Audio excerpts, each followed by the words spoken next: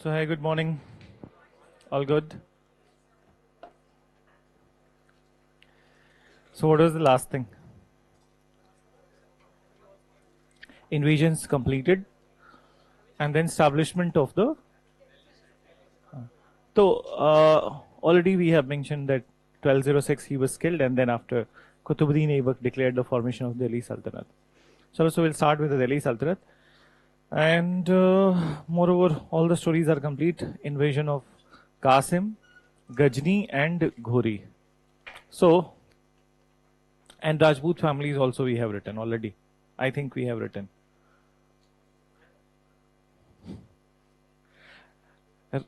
Only just mention. Uske beyond nahi. So now, you can write a title Delhi Sultanate. And 1206 to 1526. Moreover, in this, the very first is the slave dynasty. Slave dynasty.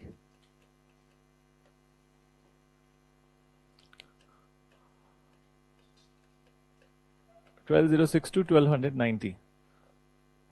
So listen, as far as the... So as we mentioned that Qutbuddin Aibak, who was the slave of the Muhammad Ghori, he established this dynasty in India. Then, obviously, how we are going to proceed in this particular part, that ruler-wise, okay? So those who were ruling at a particular point of time, if there is any initiative of theirs, so that will be...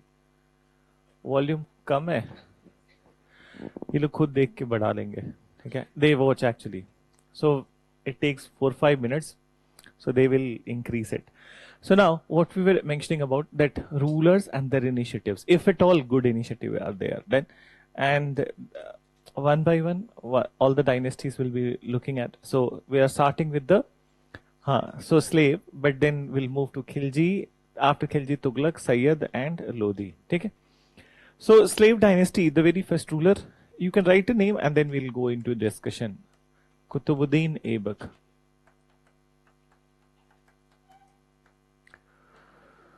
So his name was Samsuddin Aibak in reality, but then he has taken the title of Qutbuddin in the memory of a Sufi saint whose name was Qutbuddin Bakhtiar Kaki.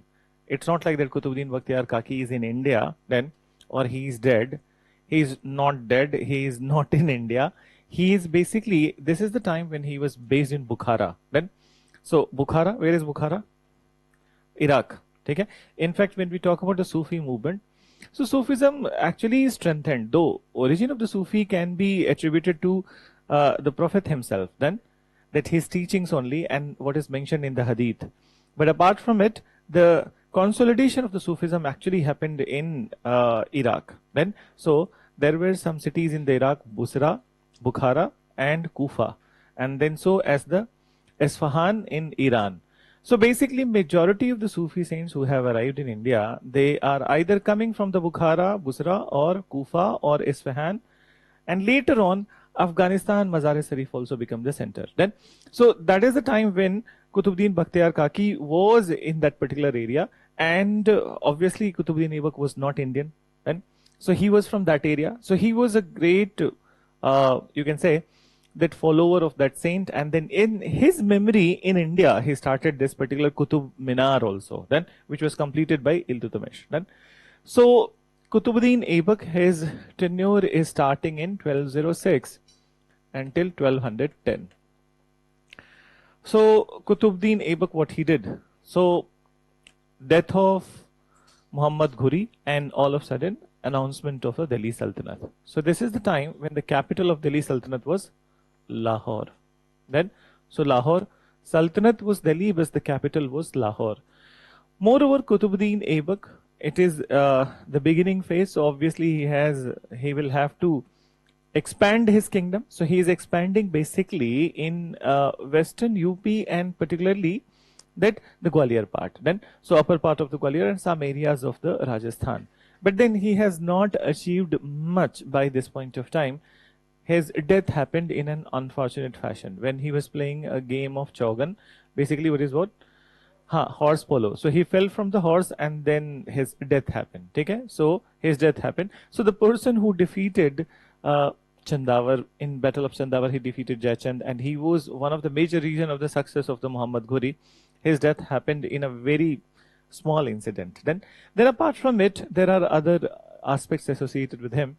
So when he was in India, so he was known for very generous donation then, and he often used to give the donations in the amount of the lakh then. So that's why he was given another title, Lakh Baksh. Okay? So Lakh Baksh. Then apart from it, Qutub Minar, already we mentioned that he started construction of this Qutub Minar, but then he was not able to complete it. His death has happened then. So little bit of addition was done by Iltutmish then, or you can say that he started and Qutubuddin completed it by the 4th floor. Then after, the next phase in the Qutub Minar came at the time of the Firozshah Tughlaq. Then, so Firozshah Tughlaq, he further added few more stories to the Qutub Minar, and then lastly, there was a lightning which struck this particular Minar, so it was repaired by Sikandar Lodhi. Then, so 4 rulers, their initiatives are there in the Qutub Minar. So एक बार लिखो इसमें mention. Qutubuddin Aibak as a title you have written. He was founder of the slave dynasty. He was the founder of slave dynasty with a slave dynasty in India with capital at Lahore. With capital at Lahore.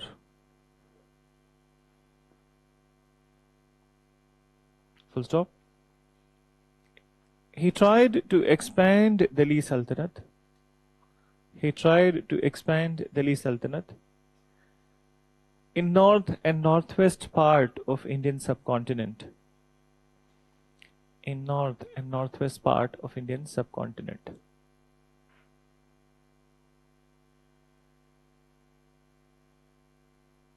Full stop. He was a great scholar. He was a great scholar of Islamic traditions. Great scholar of Islamic traditions. And known for his generous charity. Known for his generous charity.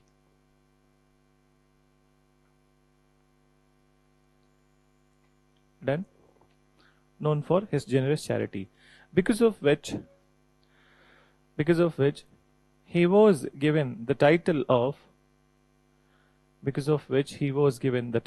Lakh Baksh.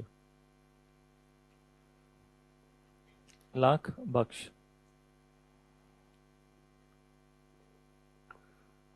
Then mentioned. Unfortunately, in 1210,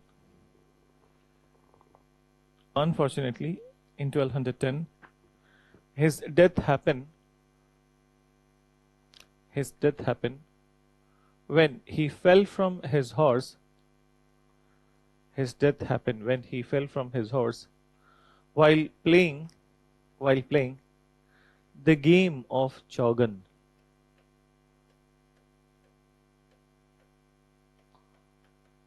Playing the game of Chaugan.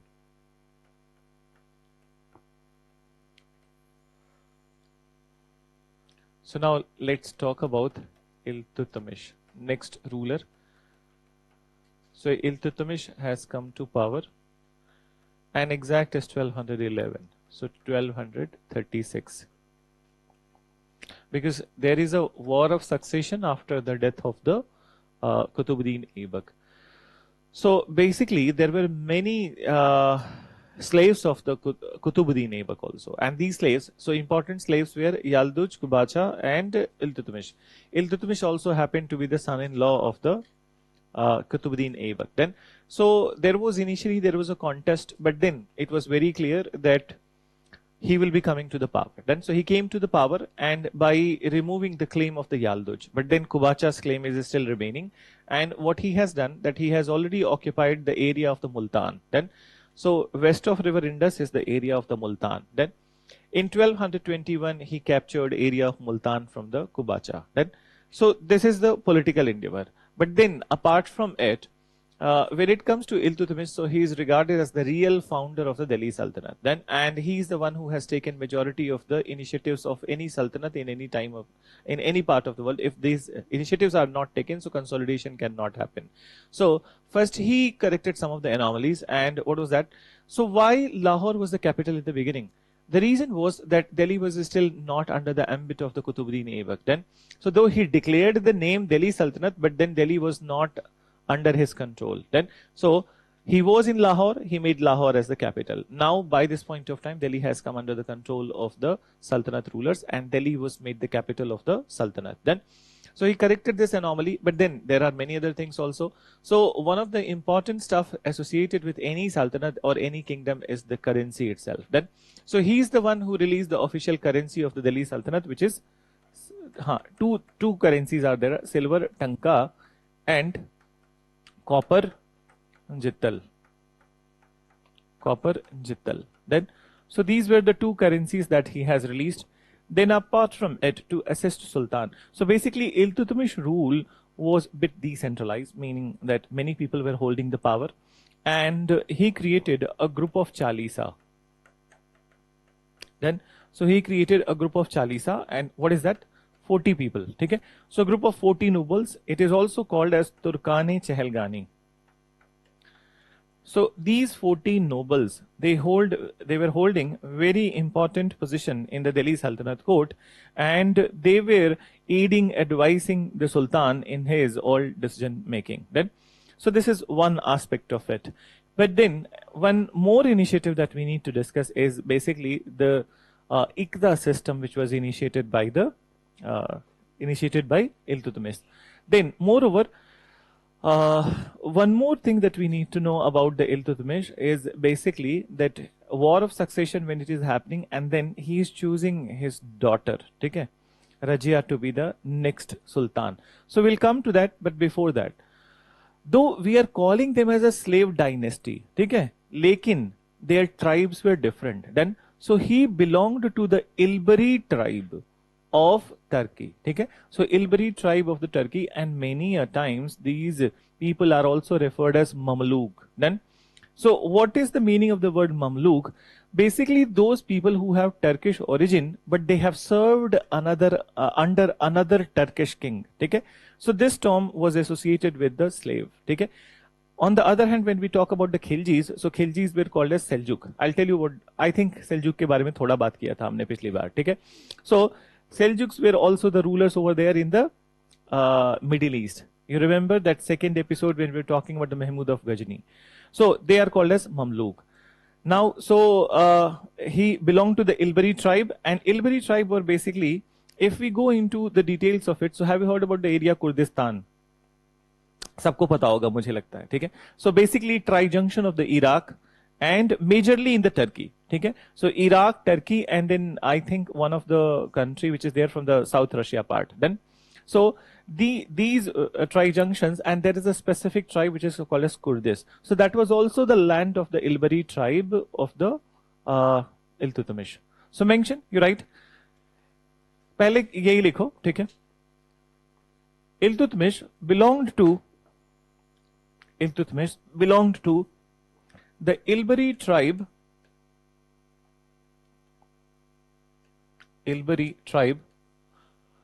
of Turkey.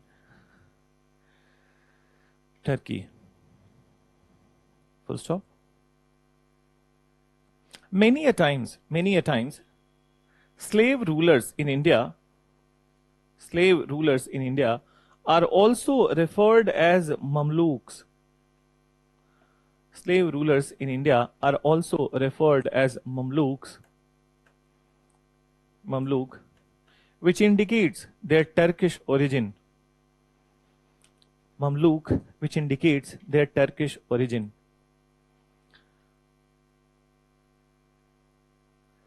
Mention,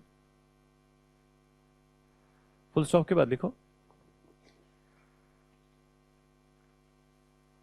while ascending the throne, while ascending the throne, Iltutmish has to face challenge. Iltutmish had to face challenge from the other slaves of, had to face challenge from the other slaves of Aibak, that is Yalduj and Kubacha. That is Yalduj and Kubacha.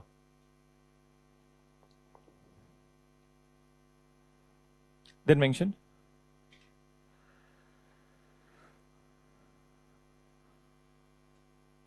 Kubacha captured the area of Multan and Sindh. Multan, Uch and Sindh, तीन लिखो, ठीक है, Uch UCCH, Multan, Uch and Sindh. Then in 2021, नहीं 1221, sorry, not 2021, 1221, 12, तुम भी 2021 लिख रहे हो. In 1221, he defeated Kubacha.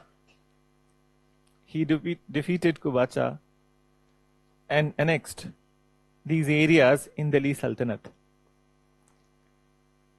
He defeated Kubacha and annexed these areas in Delhi Sultanate. Now, one more thing I'll tell you, that even Sufi saints had to play a very vital role in these all, since they were all belonging to the same dynasty.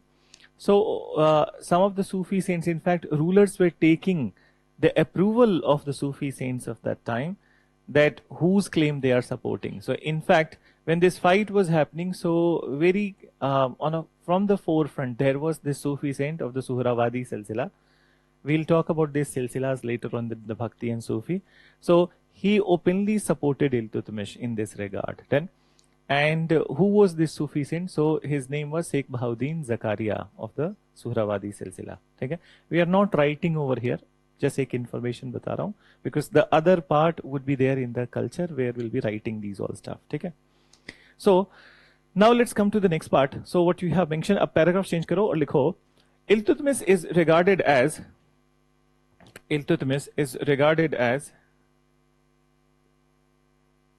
the real founder of Delhi Sultanate.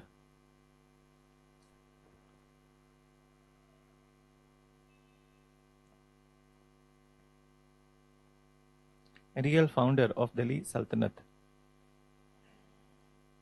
Then mention after it, he took following initiatives.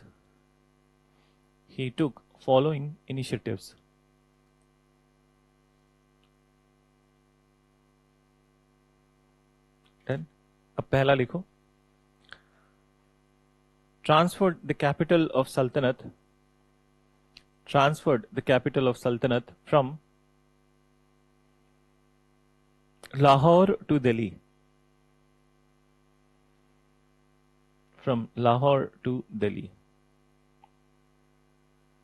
Then number 2, he released the official currency of the Sultanate.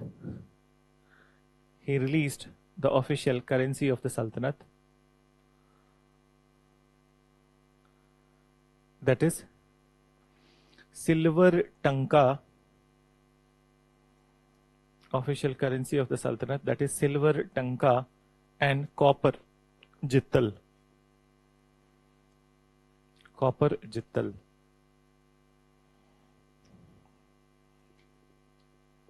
Then next you write copper jittal. He created a group of 40 nobles.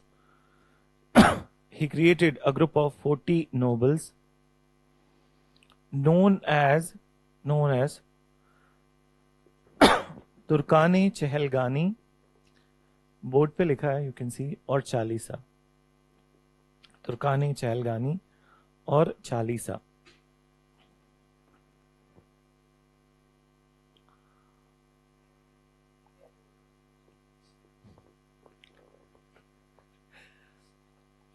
Then mention further. He also initiated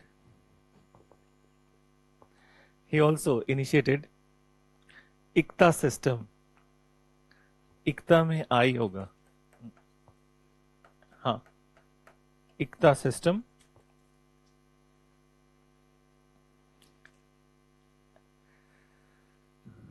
which was basically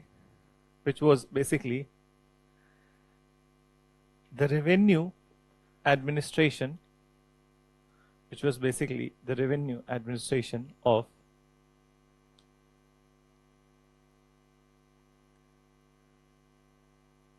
Delhi Sultanate.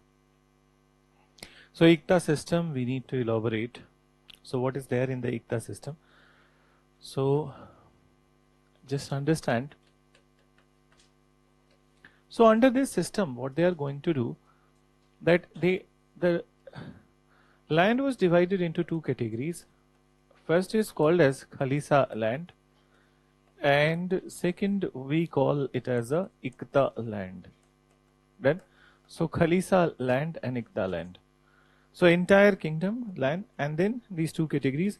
This is near about 20% of the land, and this is approximately 80% of the land. Then, so royal land is basically Khalisa is basically royal land, and moreover, whatever revenue which is collected from the royal land, it is entirely submitted to the king. Okay? So entirely submitted to the sultan. While on the other hand, this is the major basis of the revenue administration. So Ikta is a granted land. Okay? So these lands were granted to Delhi Sultanate officers. Then, and who are these officers? Particularly military officers. Then, so military officers were in large numbers, and whoever was getting the Ikta land, so they were called as, either in English we use the word Ikta holder, or Hindi की किताबों में it is mentioned as Ikta Das. ठीक है?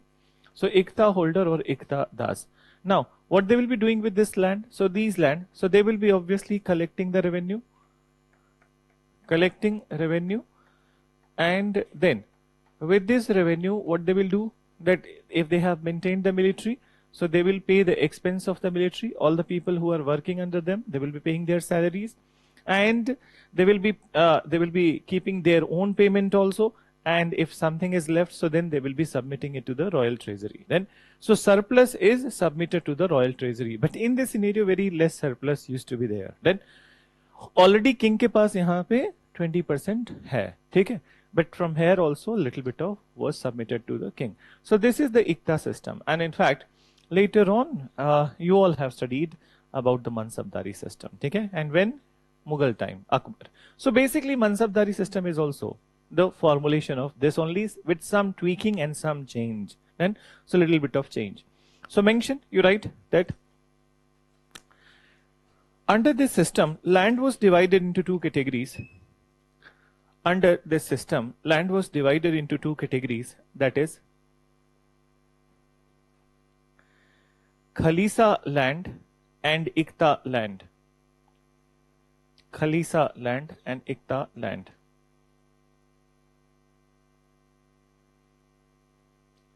Khalisa was royal land. Khalisa was royal land, and revenue generated from this land,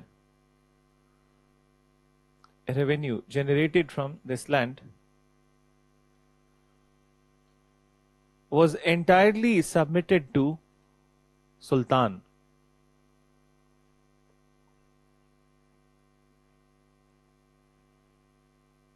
Entirely submitted to Sultan. Second, you write Ikta land. Ikta, mention.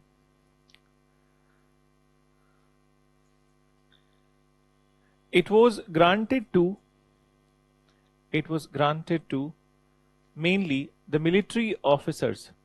It was granted to mainly the military officers of Delhi Sultanate. military officers of Delhi Sultanate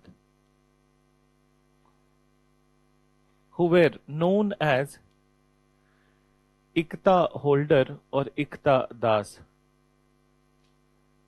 who were known as Ikta holder or Ikta das.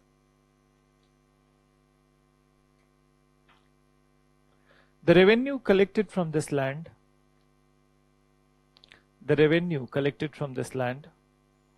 was meant for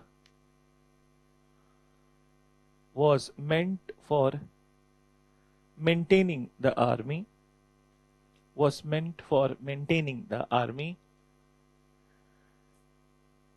and also meeting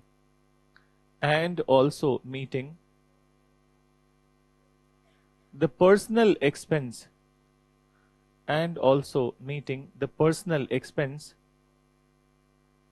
of the officers. Full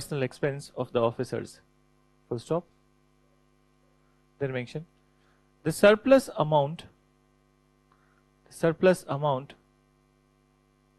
was to be submitted to the royal treasury.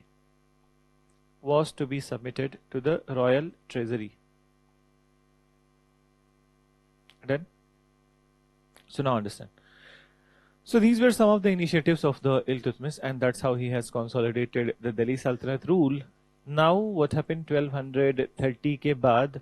So he was not very good in terms of his health then, and he was terminally ill in 1236. But before that, he already knew that he has to choose his successor. So he overlooked the claim of all his sons and then appointed his daughter as the next successor, Rajia Sultan as the next successor. But then when his death happened, so immediately after his death, one of his son, Ruknuddin, then he came to power. But then at that point of time, many people, particularly the public who were there in the Delhi, they protested against it, that everybody knew the will of the Sultan. So they protested against it and they did not accepted that Ruknuddin as their ruler. So finally, elevation of the Razia happened within 2 months. Then, so she came to power. So she happens to be the first women ruler of the medieval times. Then, but then she is not the first women ruler of India. There, in history, we have seen many, and in fact, there was this lady Rudrama Devi. Okay, she was also the one of the initial women ruler of India, and she belonged to the Kakatiya dynasty of the Warangal. Then. So there has been many such instances, but when it comes to the Islamic rule in India, so she was the first lady ruler. Then moreover, Razia Sultan. So why she is called as Sultan? She could have continued with the title of the Begum also. Then, so basically she left all the attire of the women and started to wear the attire of the Sultan. She was very bold, she was very courageous then, and she was a very good ruler then, who did not discriminate on the basis of the descent, creed and caste. So in her life, there are many challenges because of it. So basically this Tarkane Chehalgani who are there, then we mentioned 40 nobles. So they were not happy with the elevation of the Rajia. And whenever she will be taking any initiative, so it will be contested by this Tarkane Chehalgani. Now what was the initiative? So there was one Abyssinian noble then whose name was Yakut. Then so Abyssinian matlab African, okay? So basically from the, which area of the Africa is called as Abyssinia? Any idea? Ethiopia, exactly, okay? So Ethiopia is Abyssinia. But then as far as the skin color and everything is concerned, so they will be closer to the African skin color, not to the Middle Eastern skin color. So this was not liked by anyone. And in fact, Yakut was a very capable person. In fact, in many such battles in the fight, he has saved Razia. So Razia gave him a very important position in the court, but then it was not liked by the people who were there in the court. So these 40 nobles, they started to provoke the local governors or the governors of the Delhi Sultanate. In one such instance, there was this governor of the Punjab whose name was Altunia. Then Razia was in Punjab, and that's the time when Altunia arrested Razia. Then and he was provoked by the 40 nobles. So now what happened, that Razia, she assessed the situation, and she was also very clever. Then, so she knew that what to be done at this point of time. Immediately she proposed Altunia to get married. Then, and then after she solved the problem, and he accepted it also. Okay, so they got married. Then now it seemed that everything is going fine. Then, but then this Tarkani Chehalgani, they were hell bent that they will not see a woman ruling on the throne of the Delhi Sultanate. Then, so finally, it was not a conspiracy with the governors and the nobles, but what they did, they gave the task of killing Razia to a dakat. Okay?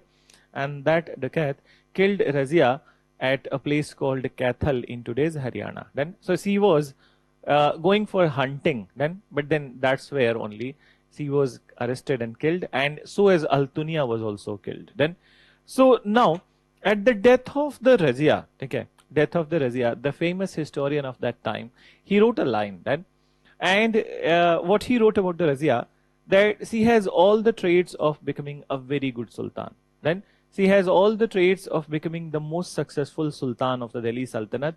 She was bold, she was courageous, but she has only one weakness, and that weakness was she was a woman. Then, so this is what he wrote about her.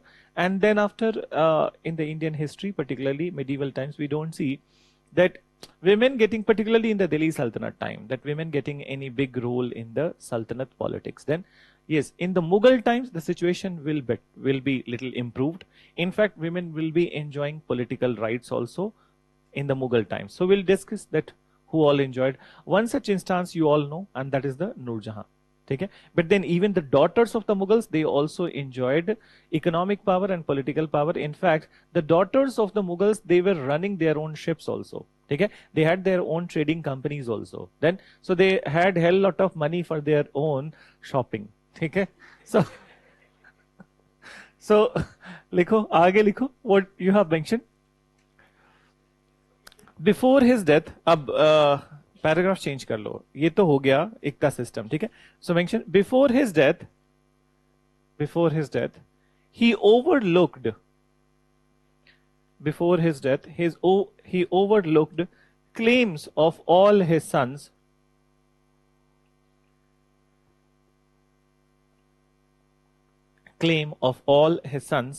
and appointed his daughter Rajia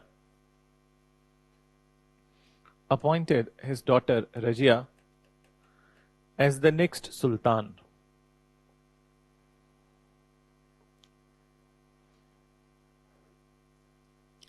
Full stop. But after the death of Iltutmish,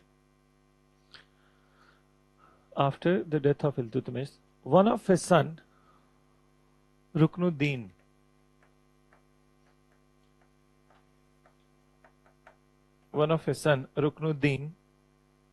was appointed to the throne. One of his son Ruknuddin was appointed to the throne for few months.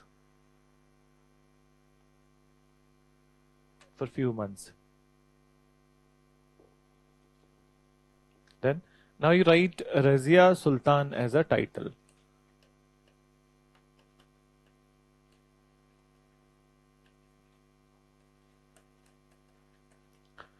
(1236 to 40). Mention.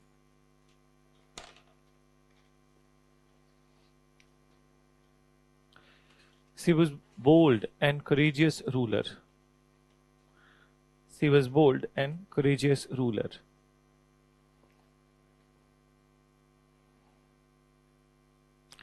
She discarded the attire of women.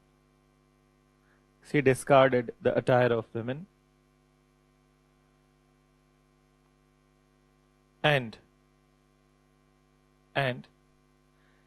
dressed up like sultan. Attire of women and dressed up like sultan. She was also progressive in her initiatives.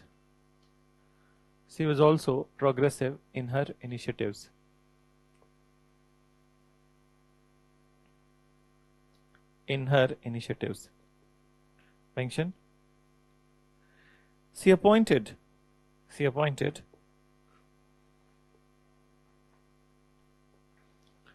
a person from Abyssinia, Yakut. She appointed a person from Abyssinia, Yakut,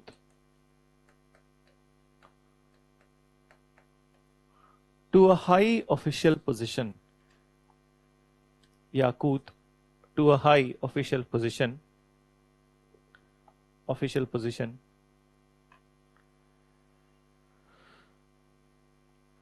It was not liked by the group of 40 nobles.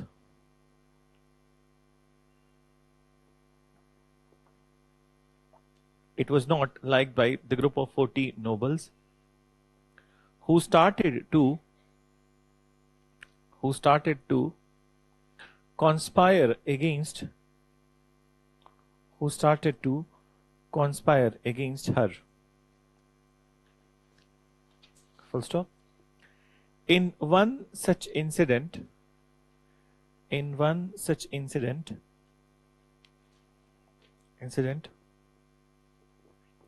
Governor of Punjab, Altunia, Altunia, Governor of Punjab, Altunia, Altunia, arrested Razia.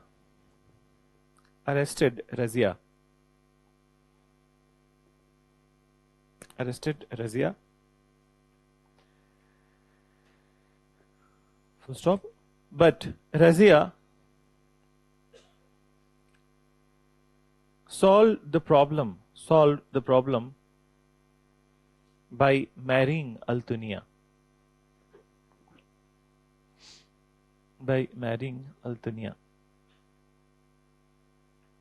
Then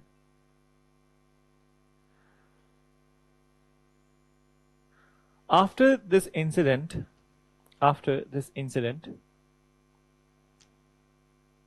the 40 noble group was highly disaffected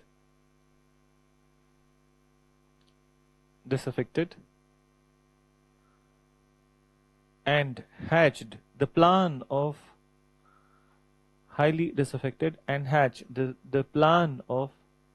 killing of Razia.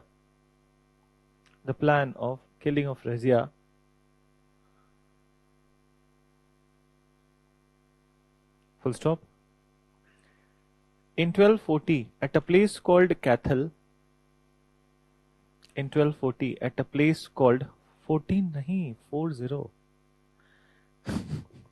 She became ruler in 36 and she is going backwards. Time machine. Quantum dot. So in 1240, she was killed by Ducats at a place called Cathal in Haryana.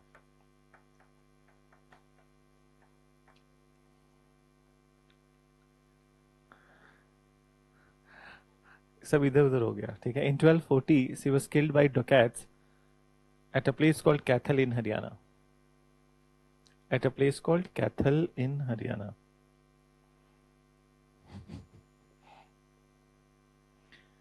Haryana वाले बोलेंगे कि ये आप repeat क्यों कर रहे हो बार बार हरियाणा में डकैट्स नहीं रहते हैं, पहले थे. So now let's come to the next one. So after it, what happened? So in modern, you all have studied during the Bengal that sponsored rule, and puppet kings were appointed by the British East India Company. So actually it has happened at this time also. So now, and you have read at the time of the later Mughals also that Sayyid brothers were called as kingmakers. Then now once again, here also there was a kingmaker role taken by the Turkane Chehalgami. So these 40 nobles, in a quick succession, they appointed 3 people to the Delhi Sultanate throne. So after the death of Razia, for 2 years, Behram Shah was the ruler. Then for next 2 years, Masood Shah was the ruler. And then from 1246 to 1265, Nasiruddin Shah was the ruler. Okay? So These people were appointed. Now Nasiruddin Muhammad Shah, that is his full name. Okay. So his tenure from 1246 to 1265. It means that little bit stabilized. Then, and this stabilization mainly happened with the aid and advice of one of his noble, whose name was Ghiyasuddin Balban. Then, in fact, daughter of the Ghiyasuddin Balban was married to Nasiruddin Muhammad. Then 1265, when the death of the Nasiruddin Muhammad has happened, so the Ghiyasuddin Balban has taken the position of the Sultan, and that is the most important phase in the slave dynasty period. So we'll talk about it. Just mention, you right? After the death of Razia, paragraph change करके, after the death of Razia, in a quick succession, three rulers were appointed. In a quick succession, three rulers were appointed. That is Behram Shah,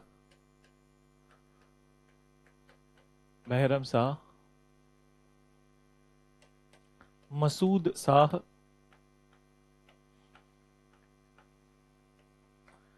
then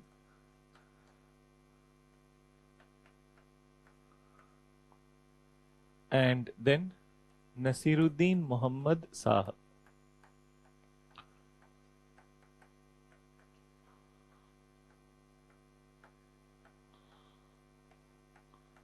Twelve 46 to 65.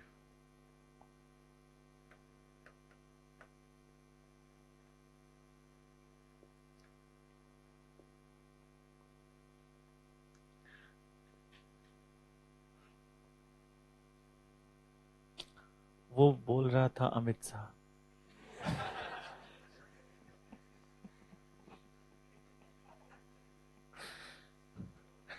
देखो कुछ ना हो ना तो अपने नाम में शाह लगा लो, ठीक है? करियर एडवांसमेंट अपने आप हो जाएगा। देन सो नाउ मेंशन, अब नसीरुद्दीन मोहम्मद शाह के नीचे लिखो, ठीक है? He created the position of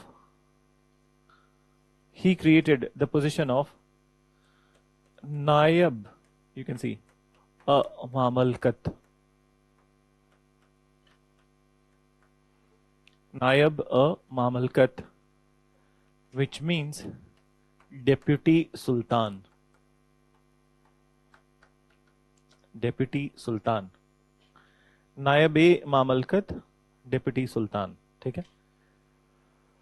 One of the occupant of this position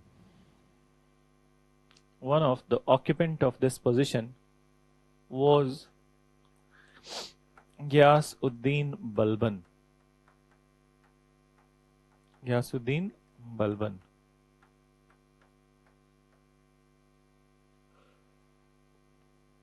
Ghiyasuddin Balban, who later became the most powerful Delhi Sultan, slave dynasty Sultan लिखना, the most powerful slave dynasty Sultan.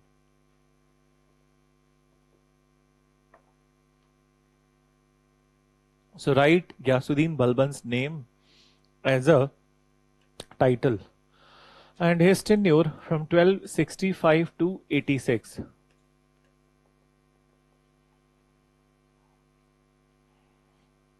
So Ghiyasuddin Balban. Now this is important phase in the Delhi Sultanate history.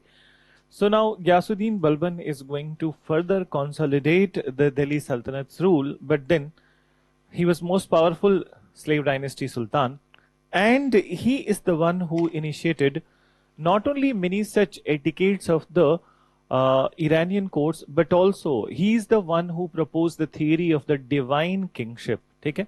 अब ध्यान से समझना. So very first part is the theory of the divine kingship. Going by this theory, he said that Sultan is the shadow of the god on the planet Earth. Then, and shadow of the god is called as Jille Ilahi. Then, so he is Jille Ilahi, meaning the shadow of the god on the planet Earth. Then apart from it, since he is the reflection of the god, so then there must be more reverence to him. So for that purpose, he introduced some of the Iranian, and in fact, one more thing, he also claimed that he has his descent from the Iranian hero Afrasiab. Okay? So he claimed to be having the lineage from the Afrasiab, and he is a very celebrated hero in the Iranian culture. Then after he came up with the Iranian etiquettes which were introduced in the Delhi Sultanate court.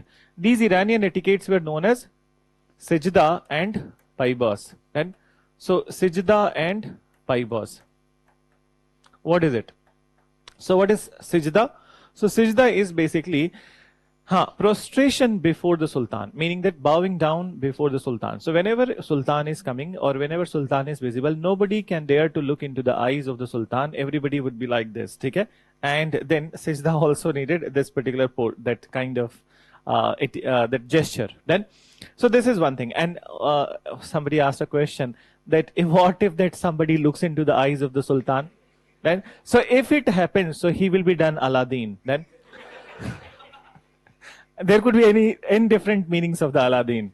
So now after it, the next one is the Paibos, and Paibos is basically so Sultan not touching. Okay, क्यों बेइज्जती कर रहे हो? So when Sultan is taking his position, one by one, everyone will come and they will kiss his feet. Okay.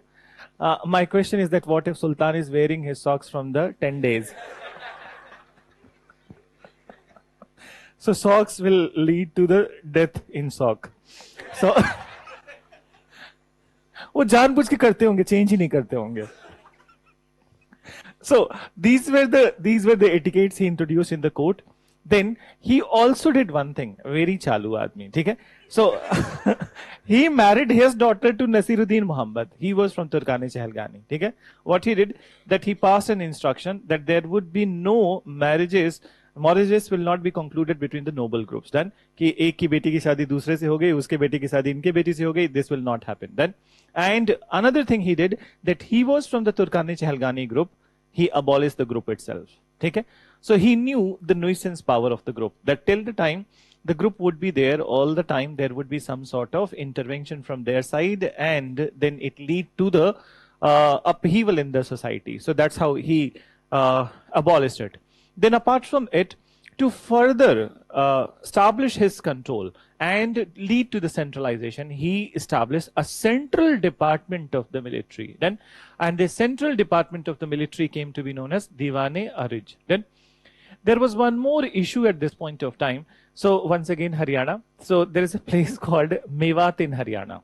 Then, so in Mewat, so the Mewati Rajputs, basically, at that point of time, they were a nuisance for the Balban. Then why they were nuisance for the Balban? Because they had good idea of the area of the Delhi. Then that where the forests are there and ridges are there.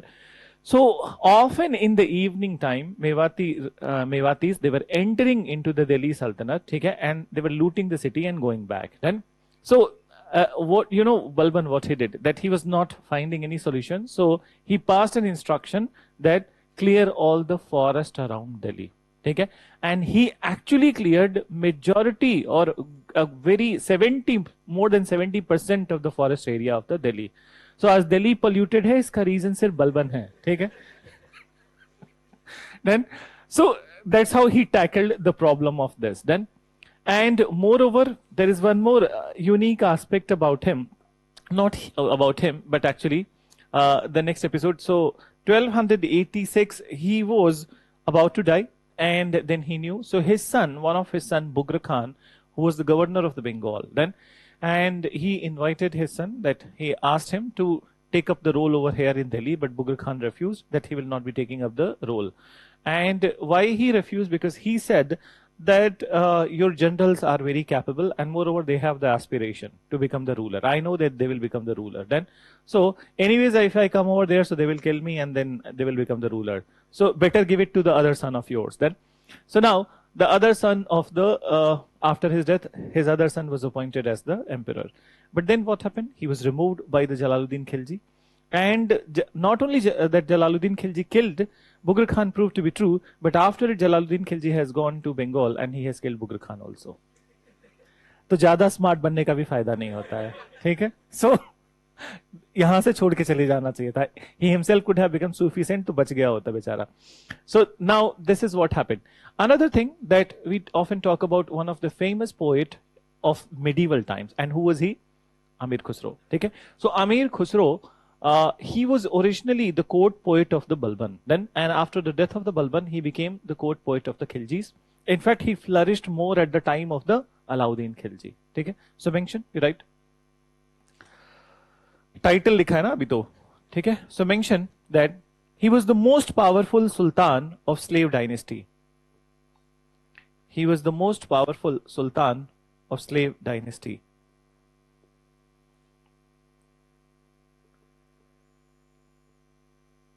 Then you write powerful sultan of slave dynasty. He introduced the theory of divine kingship. He introduced the theory of divine kingship. Divine kingship.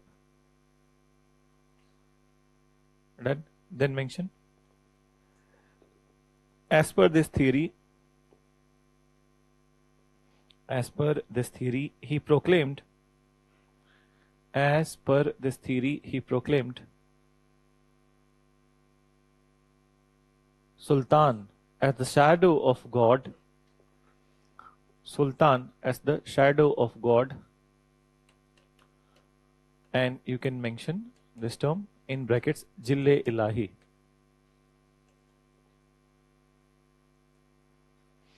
Brackets closed, on earth.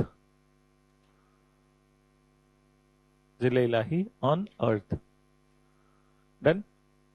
Then mention further. He also claimed his lineage from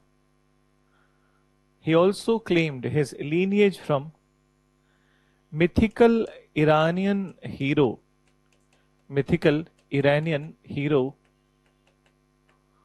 Afra Siab.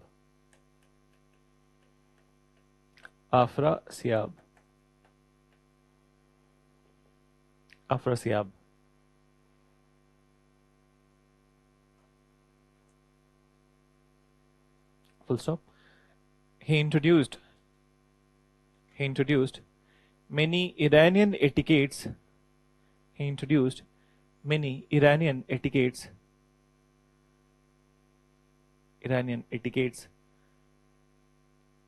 the Delhi Sultanate court. In Iranian etiquettes in the Delhi Sultanate courts. That is, first you write Sijda.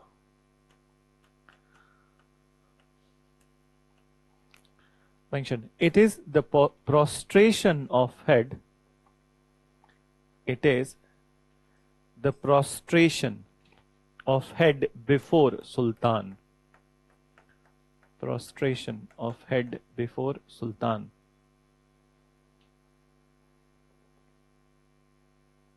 Then, number 2, Paibos.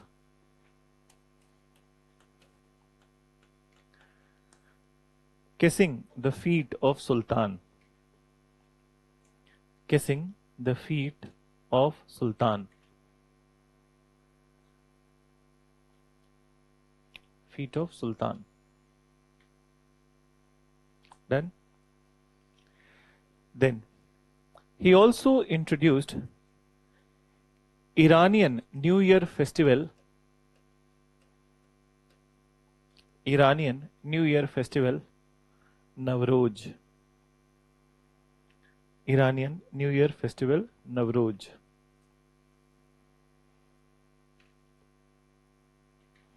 Then, अच्छा, he introduced, who banned this festival? Aurangzeb. ठीक है? So लिखेंगे औरंगजेब के time पे will be writing. So this is one part. Then change paragraph and then mention. He abolished the group of Turkane Chehelgani. He abolished the group of Turkane Chehelgani. Group of Turkan A Chehelgani. And established a centralized department of military.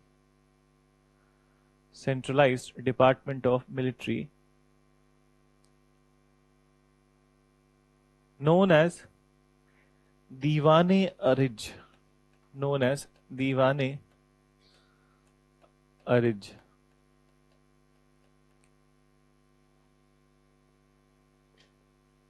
Diwane Ariz. Then mention further. So known as Diwane Ariz, full stop. To tackle the problem of Mewatis,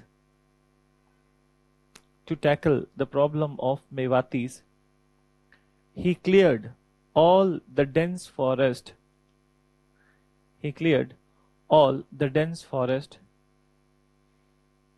In and around Delhi. All the dense forest in and around Delhi. Then in and around Delhi. So now listen. So in note we are going to refer two things. So Mongol interaction with the Delhi slave dynasty ruler. So there are two interactions. One is with the Iltutmish and one is at the time of the him only. Okay, Balban only. So first of all, that we are going to discuss Mongols for the very first time. And Mongols, as far as the entire ancient and medieval history is concerned, so it is Genghis Khan who is considered as the most ferocious invader in the world. Then, so originally from Mongolia, and he started invading in all the directions, and in fact he was highly successful. He was never defeated in his endeavor. The only defeat of his was his death. Then otherwise he could have further proceeded in the many such areas, and in fact he was dreaded by almost all the kingdoms. Then so now it is at the time of the ध्यान से समझना, ठीक है? It is at the time of the Iltutmish when he has attacked on Iran. Then and there was one ruler from that particular area. His name was Jalaluddin. Okay? So he sought asylum in Delhi Sultanate. It is somewhere, it's talk about 1225. Then so he sought asylum with the Iltutmish, but Iltutmish refused asylum. It's not like that he did not want it to give, but then he knew the repercussions of it, that whoever will give asylum to the Jalaluddin Mangarbani, that is the full name. Okay? So if he will be given, so then that area will have to face the ire of the Genghis Khan. Then, so he did not give. That's how he saved Delhi Sultanate at that point of time. Moreover, this is the time, okay, after some point of time, death of Genghis Khan has happened, and there were 5 sons of the Genghis Khan. So these 5 sons, they divided his kingdom into them, and they are still campaigning. So it is around 1284, then 1280 to 84, that one of the branch of the Mongol, or basically one of the son of the Genghis Khan, he has reached to the Indus. Then, and that is the time when he was defeated by the general of the Balban, whose name was Jalaluddin Khilji. So actually Jalaluddin Khilji was catapulted to popularity with this particular success. And actually it is first instance that the Mongols were defeated in some area. Moreover, not only he defeated the Mongols, but he also convinced majority of them to accept Islam. Then, so this is how the two achievements of the Jalaluddin Khilji were there: defeat of the Mongols and so as their acceptance of the Islam. Now you might be thinking कि हम तो पहले से ही नाम use कर रहे हैं Genghis Khan. Is he not Muslim? Or is he Muslim? No, he was not a Muslim. Then his original name was Genghis Khagan. Okay, Genghis Khagan, I'll write. Then so he was pronounced like this, Genghis Khagan. And can you tell me that what is, अगर जो आज के time का Mongolia देखते हो, so today's Mongolia, what is the state religion of Mongolia? Buddhism. ठीक है? All of them are Buddhist only. Then so now what about the Genghis Khagan? He was also, his religion was basically a mix of two things: some practices of Buddhism and some practices of the local folk religion of the Mongolia called as Tengrism. Then so Tengrism plus Buddhism. Then so this was the mixture. Then moreover, this religion is also called as many a times Khagan religion. Okay? In Hindi we use the word Khagan, but otherwise in general terms it is the Tengrism. Then so this is there. Now what happened? So why he was so, but still he has not accepted Islam. He is called as Khan. So he was called Khan because there is a particular meaning of the Khan. Okay? And what is that meaning? Meaning is that king of the kings. Then, so Islamic world gave him this title, Khan. Okay? Because he was the one who has defeated all the kings of the this particular Asia area. So that's why the Khan title was given to him, and he was known as the Chinggis Khan. Okay? But the original conversion of the Mongolians into Islam happened after the time of the Jalaluddin Khilji. Okay? So write a note, एक note लिखो, mention. So mention. During the tenure of Iltutmish, Jalaluddin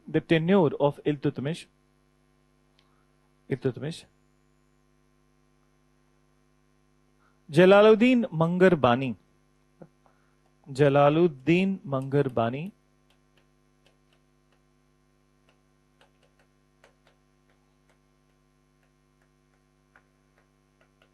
seeked asylum in Delhi Sultanate,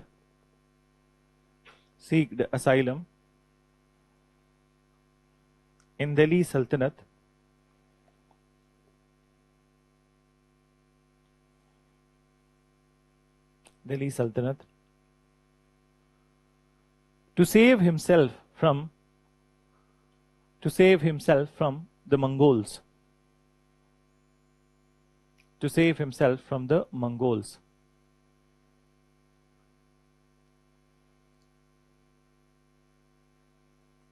Then mention after it.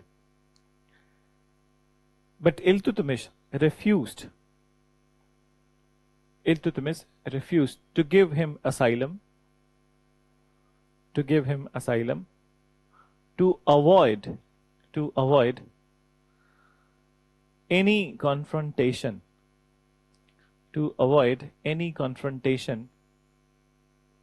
with the Mongols.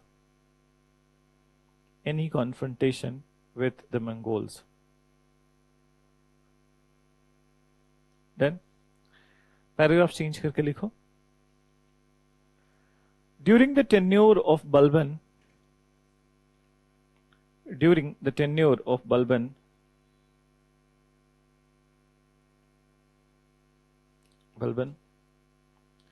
one of the son of Chinggis Khan,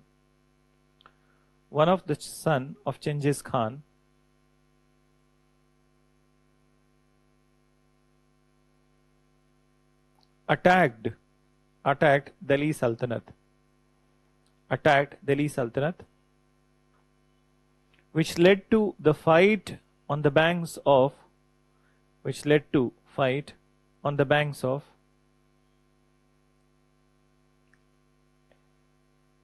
Indus River.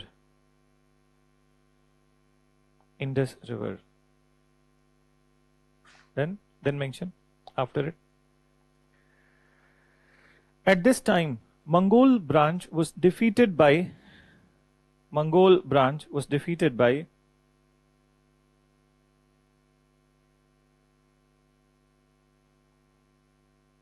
Balban's general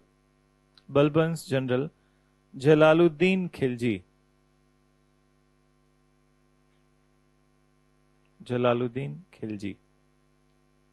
Full stop. आगे लिखो. Khilji also persuaded Mongols to accept Islam. Khilji also persuaded Mongols to accept Islam. As such, many of them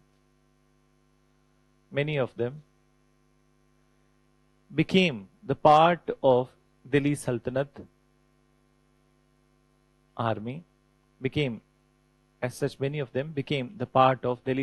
army. And accepted Islam.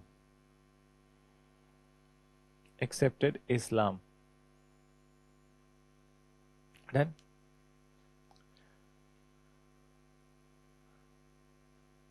So we'll enter into the Khilji dynasty after it. Okay? Just listen one thing. Why Genghis Khan did not directly invaded India? ठीक है? अब it directly indirectly क्या होता है? हाँ दिमाग में invade कर लिया, सही में नहीं आया. So before he could invade India, he was invaded by the death of that he was invaded by the god of death. Then and how he died. So अब ऐसा थोड़ी है कि एक बार चाइना में होंगे तो वहीं पे मेरा मेटावर्स इंडिया में भी क्रिएट हो जाएगा. तो चाइना इन्वेड कर रहे हैं इंडिया भी. It takes time. ठीक है. somebody being powerful does not mean he is God. Then तो अब एक हद तक तो ही कोई विक्ट्री कर सकता है ना. So he was all involved in the campaign of the China. His most important campaign was the China. Then and then after the entire Central Asia. And moreover, he could have invaded many other places in the world. But then, you know, this medieval history is very interesting. Why it is interesting? Because the people whom we regard as the most ferocious, very successful, then not defeated by anybody, then they met a very meager death. Then, so as with the Genghis Khan also, you know how he died. He also fell from his horse and died. Okay?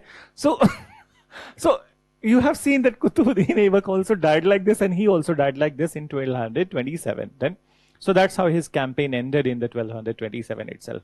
But yes, we can say that he was perhaps the only ruler of that time who was victorious, never defeated. Then, and not only victorious, but he was also very extreme and brutal. Then, so whenever he was capturing any area, he was just massacring everyone in that area. Then, so he is known for highest level of the butchering in the China. Then, so now let's come to this particular part, Khilji dynasty. So mention Khilji dynasty, slave dynasty ended by 1290, and Jalaluddin Khilji is finding the Khilji dynasty.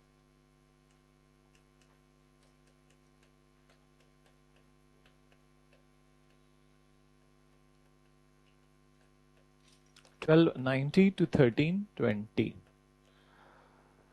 So this is another interesting phase in the history. Alauddin Khilji's time, but first of all, so 1290, the last slave dynasty ruler, he was killed by Jalaluddin Khilji, and then after he came to power, he founded this dynasty, which is also called as Seljuk dynasty. Okay? So Seljuk has a mixed lineage, Turkish and plus the Persian. Okay? So basically their lineage is Turkish plus Persian. Okay? Now, when it comes to Jalaluddin Khilji, already we have mentioned that he became popular in the kingdom just because that he has defeated Mongols, and moreover, obviously nobody has done this thing, that to convert Mongols into the Islam. So his popularity was there. He was very much respected in the society.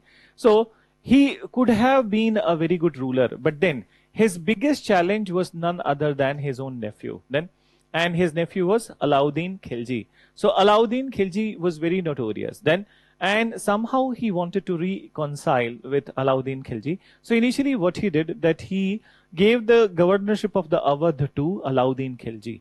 And apart from it, Alauddin Khilji was married to one of the daughter of the Jalaluddin Khilji, Mehrunisa. Then, so even none of it will be satisfying Alauddin Khilji, because he was an aspirational ruler, aspirational person who himself wanted to be the ruler. Then, so many a times whenever he is taking any such initiative, he did not refer to Jalaluddin Khilji, and he did it deliberately.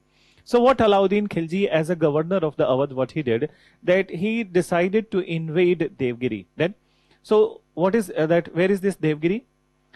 Obviously Maharashtra, but what is the present area of Devgiri? Sambhajinagar. Okay? Originally, that in the middle times, it was known as Aurangabad. Then, so Devgiri was basically ruled by Ramachandra Yadav. So Yadava dynasty. Then, now there is one more detail of the Ramachandra Yadav or Yadava dynasty, that it is said that they were the richest people on the planet Earth. Then, and the records are maintained about them that they were richest people. It is said that there was not a single house in the Devgiri which had less than 5 kg of gold. Then, so they were quite rich, and this was known to everyone. So Ramachandra Yadav, okay, and this Devgiri area, so they were quite comfortable in their richness, but then they had one weakness. They never emphasized on the development of a strong military. And in fact, Ramachandra Yadav had a confrontation with the Rudrama Devi also, way back. Okay? So not Rudramadevi, in fact, that basically the Kakatiya rulers. Then, so and even the Kakatiyas have defeated one point of time Ramachandra Yadav. Then, but still he is not maintaining the strong army. Now, Alauddin Khilji, he was knowing about it. He entered into the Devgiri and he looted Devgiri. So generally, the rule in those times that if they have Awadh governors or basically Delhi Sultanate governors, they have looted a city, so they must give some of the proceeds to the king. Then he did not shared anything. First, he did not took the permission of Jalaluddin Khilji, and then he did not shared anything. Jalaluddin Khilji at this point of time, he was there in the Bengal on a campaign, and then after when he was returning back from the Bengal, so obviously Bengal ka rasta Awadh se hoke hi aata hai to Delhi. So he was invited by Alauddin Khilji, and in fact Alauddin Khilji has sent an emotional letter to the Jalaluddin Khilji. In the letter it was written that Alauddin is repenting his act of not asking before invading. Then, and Alauddin is also very remorseful that he did not share the looted amount. Then, since that he has done this crime, so he is so repenting that he is in a mood of committing suicide. The Samrat, the Sultan will have to pay a visit, otherwise, then, so otherwise the daughter of the Sultan will become a widow. Then, ये last वाला line थोड़ा touching था, ठीक है, Ekta Kapoor style. So now what happened? So Jalaluddin Khilji knew that he is a nuisance, he is a notorious person, and then he can do anything. But then the last word he was moved by. Then, so last word moved by, and then he visited Awadh. Then he felt that maybe sab kuch theek ho jaye, and then Alauddin Khilji was waiting on the gates of his house. Then with both the arms open. And then finally, when Jalaluddin has came, so then though they are embracing, they are hugging each other, but then that is the time he stabbed in his stomach. Then, so stabbed from both the sides, and then Jalaluddin Khilji finished. So Alauddin Khilji came to the throne of the Delhi Sultanate. Then, so now there are a few more things that we need to talk about. There are two aspects of the Alauddin Khilji. The one where we talk about his lustful activities, his lascivious activities, and so as his running after many dynasties and invading many dynasties. But on the other hand, there is one positive aspect of the Alauddin Khilji, that is basically his market policy. So in fact, his market policies were very prudent, very that strong also. At the same point of time, it serves as an replica for the modern regimes to follow, that how to control the economy. But on the other hand, he is notorious for many such things. So we'll talk about the first aspect, and then later on we'll go about his initiatives. Take it. So write, likho, mention karo. He removed the last slave dynasty ruler. He nahi, Jalaluddin Khilji, pura karke likho, theek hai. Jalaluddin Khilji removed the last Khilji ruler, last slave ruler, and founded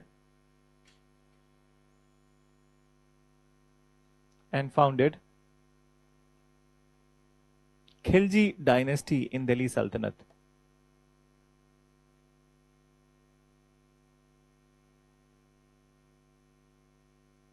Then mention Khilji dynasty in Delhi Sultanate. They were also called as Seljuks.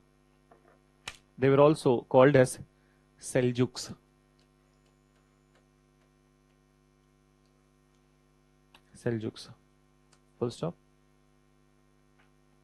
Then mention he was assassinated by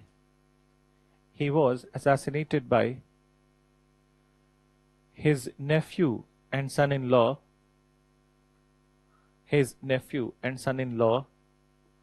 Alauddin Khilji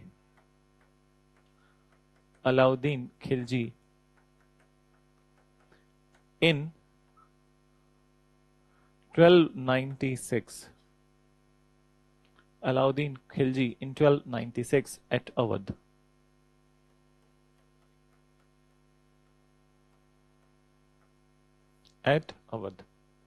Then फिर आगे लिखो at Awadh. You can write title Alauddin Khilji. and 1296 to 1316. 1296 to 1316.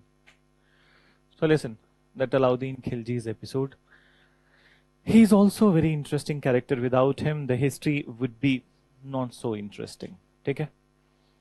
So now understand that he has come to power, and moreover, that he also wanted to become a universal emperor. Then, universal emperor, he wanted to become like the Genghis Khan, and his inspiration were even the Alexander also. Apart from it, that history is the witness that those people who were illiterate, particularly the rulers, they were better in their market policies. So Alauddin Khilji is one of the aspect of his life that he was illiterate. Then अब ये मत पूछना कि letter कैसे भेज दिया, अरे बहुत लोग हैं लिखने वाले, ठीक है, हाँ, दूसरों का लव लेटर लिखते हैं लोग, पहुंचाते भी हैं. So so he was an illiterate then, and moreover, so as Akbar was also illiterate, then so as Hyder Ali was also illiterate. Then, but then when you look at their initiative, so their initiative does not say that they were illiterate. ठीक है?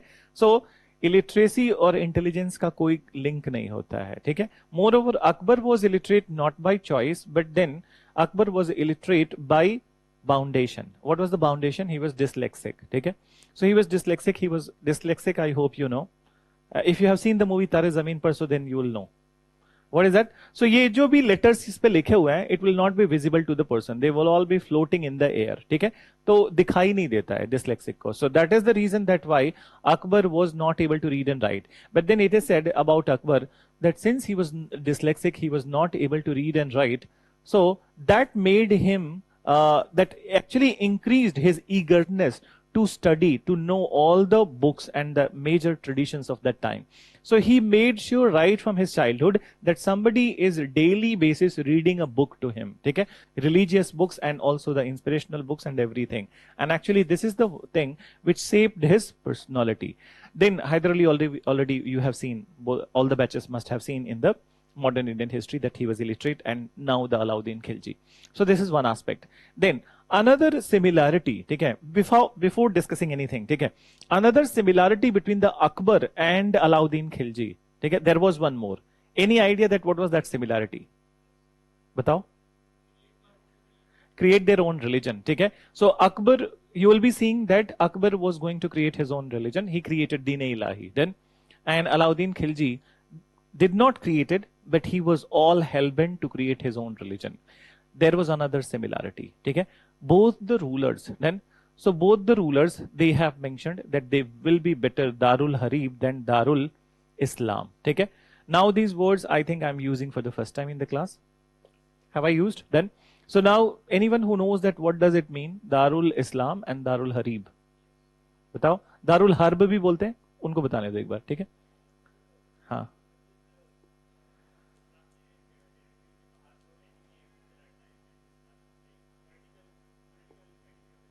Is it Darul Harb?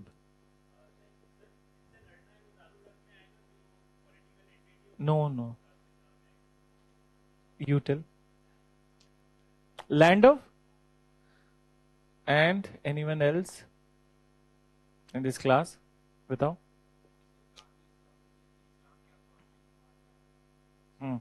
But what is the Islam's authority? Rule and tenets are mentioned where? Sariyat. Okay? Basically, it is all related to, see, if somebody does not follow Sariyat, that does not mean that he is not following the Islam. Okay? But then, Sariyat is the normal rule regulation or the rule regulation of the Islam. So those countries who believed in the rule of the Sariyat, they are called as, or those kingdoms, those who believe in the rule of the Sariyat, they are called as Darul Islam. Okay? And those who create their own, okay, they interpret the teachings of the Prophet, okay, the Hadith and the Sunnah in their own way to rule, not necessarily dependent on the Sariyat. They are known as Harib. Okay? So this is what is there. So Akbar has not accepted Sariyat as the final thing, and then he has his own interpretations of the thing. He said this thing, and that's how he was a Darul Harib. And so as the Alauddin Khilji. So Alauddin Khilji was like that each and every religion in the world is created by somebody. So I will create my own and I will become the god of my own religion. Then, so this is what he believed. Then, but then despite these all facts, then despite these all things, Google पे search मत करो, उससे कोई फायदा नहीं होगा, ठीक है. इफ गूगल पे सर्च करके पढ़ाना हो तो मैं यहीं पे टैब खोल के और गूगल पे सर्च करके पढ़ाऊं तुम लोगों को, ठीक है. So we have also spent hell lot of time and last 10 years only doing in the research. If everything can be found on the Google, so there is no need of doctors in the society. Yeah, obviously Google से search करके दवाई ले लेते हैं, ठीक है. पेट में दर्द है, ठीक है. So पेट में दर्द है तो फिर उसके बाद क्या खाओगे? पैरासिटामॉल खाऊंगा. नहीं, हाँ गूगल से देख के ऑपरेशन कर लो, ठीक है. सर्जिकल नाइफ है ही, ठीक है. तो छोड़ो. So let's come back. So now listen. So this is one such part, and another thing which I was telling, that there was one astrologer of the Alauddin Khilji, okay? And unique aspect about the astrologer is that he was always very right. And so he was always very right in his predictions, and then what will happen.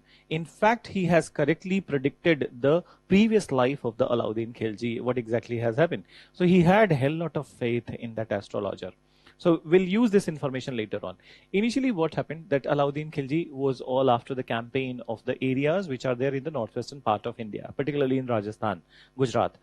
So it all started from the Gujarat. Now listen, so in Gujarat, so he has led a campaign of the Gujarat, but then the easy way to the Gujarat must have been from the Chittorgarh, and Chittorgarh by this point of time was ruled by Kunwar Sen. Okay? So Ratan Kunwar Sen, and Chittorgarh ruler, when he was asked by Alauddin Khilji that will he provide the access to the road which is going from here to Gujarat, so then he refused. He refused that he will not let other territories looted from his territory. Then so he refused, and Alauddin Khilji took another route. Then, so he has taken another route. Then he was very successful in Gujarat. He looted Gujarat. Gujarat was important at that point of time because Gujarat having many ports, and from the Gujarat the trade with the other Islamic countries can happen. Then, so he wanted it. Now from Gujarat he found a person, and that person was a transgender. Then his name was initially not Malik Kafur. Okay? So whatever be his name, nobody knows in the beginning that what his name, but then it was said that he was a slave of somebody. Then he was slave of somebody, he was a transgender. Then he purchased, Alauddin Khilji purchased that particular person from the Gujarat by paying 2,000 dinars. Okay? So 2,000 dinars, and sorry, 1,000 dinar, and that's how initially that guy who was purchased was known as Hajar Dinari. Okay? But later on, though he was a transgender, but he was highly capable. He was highly capable and moreover very intelligent. And then slowly he came closer to Alauddin Khilji. And then after Alauddin Khilji appointed him as the general of his army. But there is one more aspect of it. You are mature. I can talk to you. Okay?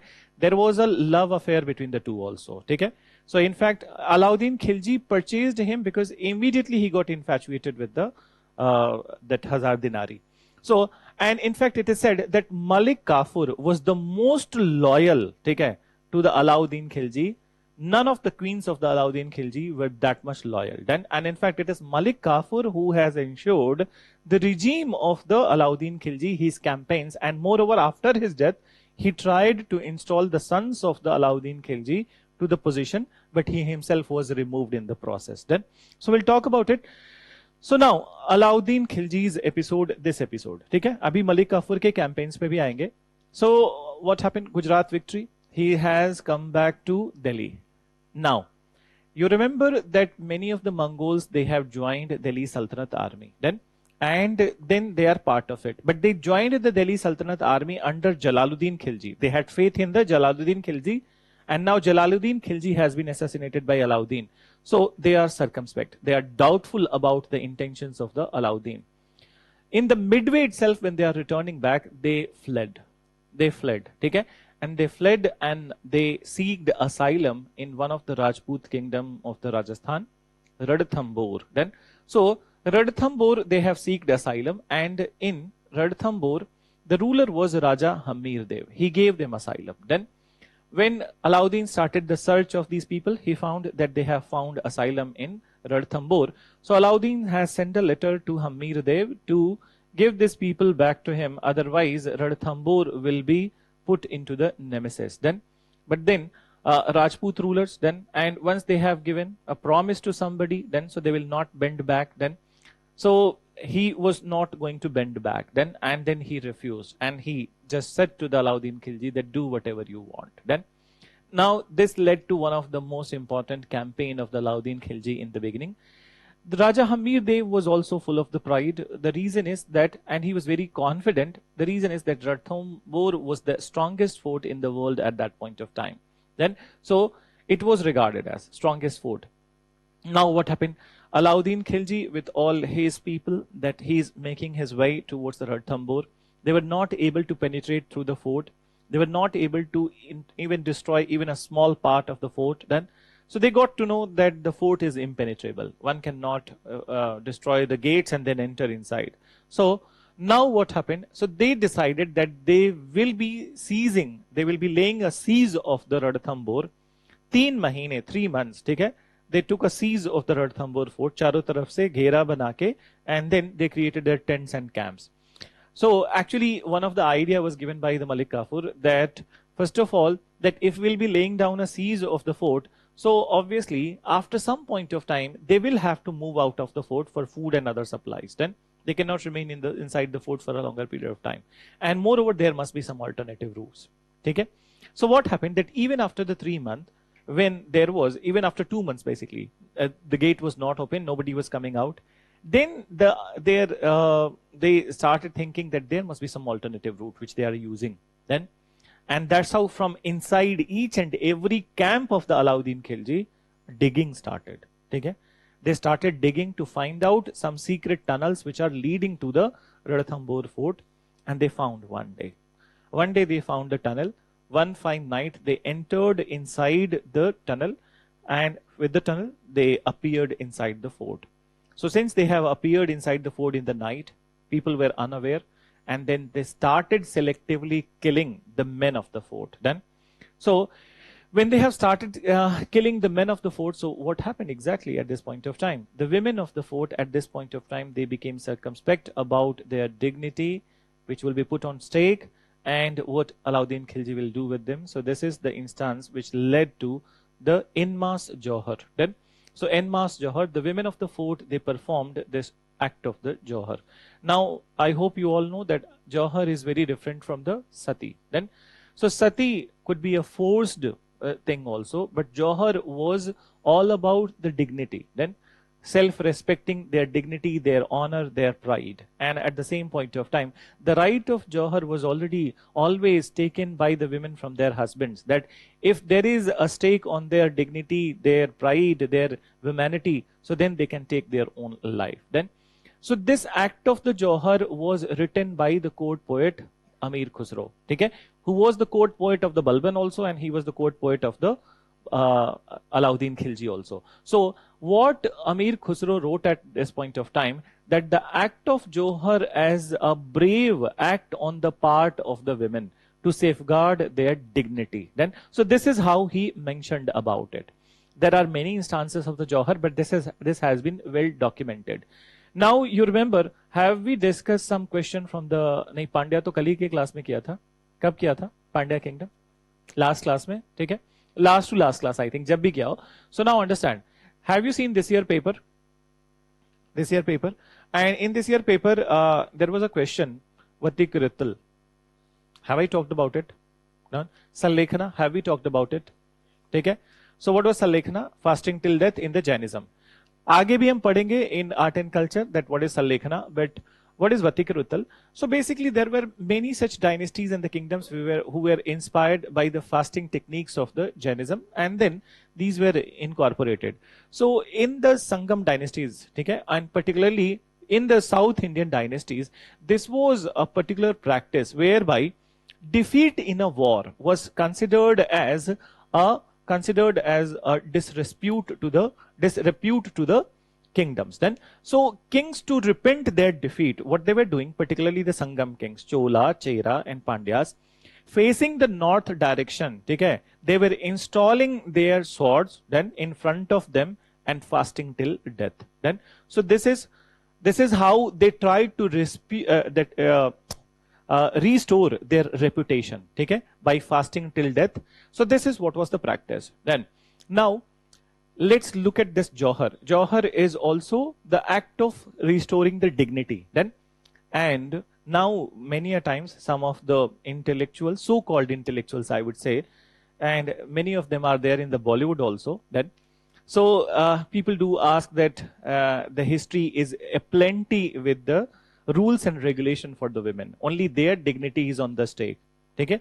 Only their pride is on the stake. Only they need to perform this thing. Okay? What about the men? So actually, it is cherry picking of the incidents from the history, that people who want to propagate their own agenda, they will just cherry pick some of the instances from the history, and that's how they will project themselves like this. There was an equal tradition of the saving the dignity and the pride in the men also. So we'll tell you what then. So in the men also, I think last class I did discuss about that particular episode of the Somnath temple. You remember then? So now listen, this particular aspect was already there with the other rulers also. And in fact, they were very much attached to the deities who were there in their area. So the equal parallel system was known as Saka Pratha. Okay? So what was Saka Pratha? On one hand, women will perform their death, okay, with Johar. On the other hand, men will perform their death with the Sak. In the Sak, what is happening? That if the men are able to note down that they will be killed by the enemies, there is no other way out. So they will perform the Sak, whereby either they will kill themselves or they will decide that I will kill you, you kill me. Okay? So this is how. So basically, that they will kill each other or they will kill themselves. Then, so that is the Saka Pratha. So Raja Hamir Dev, seeing his defeat imminent, then, and he wanted to just safeguard his Sivalinga, which was there on the top of the temple. Then, so what he did, that he performed not only his Sak, but the Visarjan of his Sivalinga. Okay? And how he did? So he went to the top of, when he was chased by the men of the Alauddin Khilji. So he went atop that particular temple, and in front of that Sivling, he was holding his head, and with his own sword, he cut his head. Okay? On the Sivlinga itself. So that the Visarjan also happens, and then at the same point of time, he is doing the Sak also. So that's what is there. And अब तुम बोलोगे कि एक ही instance है. बहुत लोगों ने तो नहीं किया.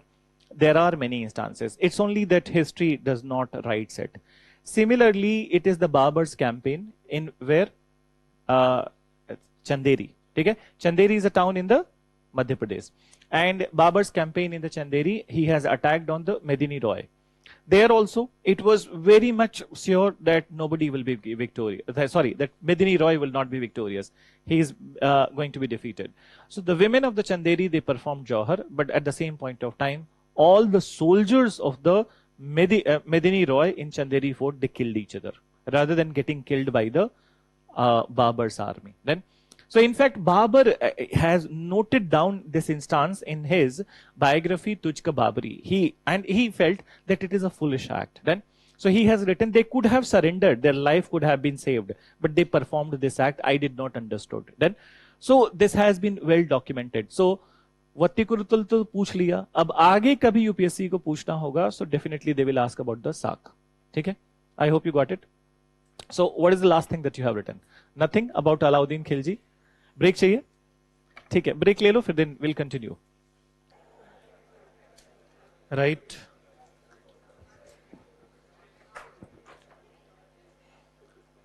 So mention. हाँ, Alauddin Khilji, we have not written any word about him. So just start with. So before coming to power,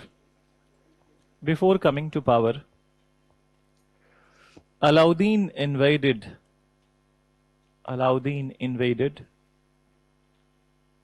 Devgiri. Alauddin invaded Devgiri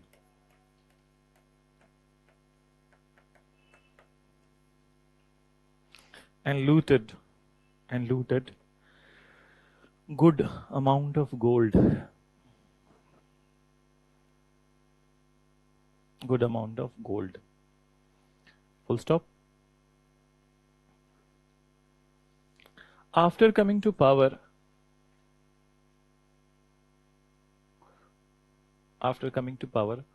one of his first campaign was in Gujarat. One of his first campaign was in Gujarat. Then mention. From Gujarat, he purchased a very capable transgender.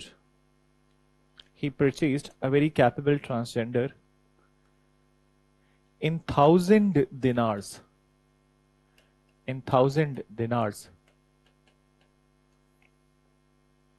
Full stop. 1,000 dinars. Later, he was appointed one of the most trusted general.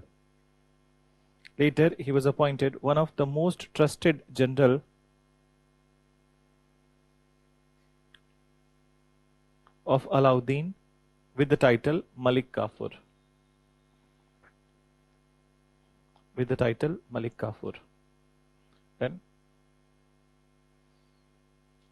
the title Malik Kafur. After it you write, change paragraph and then you write,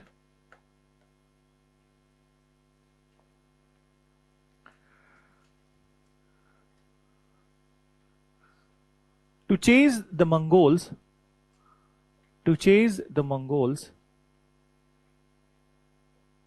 who defected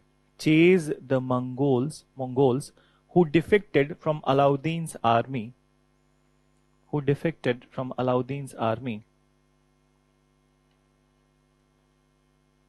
comma, he attacked on Ranthambore Fort.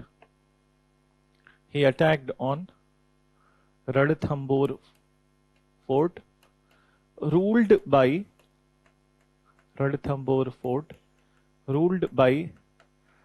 Raja Hamir Dev.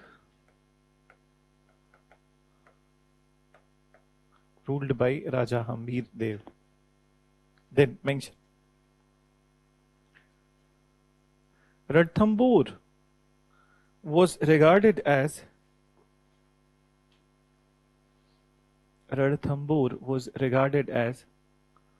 one of the strongest fort in the world.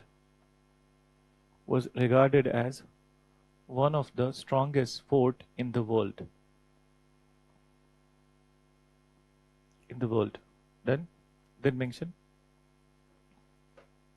One of the strongest fort in the world. Alauddin laid a 3-month siege.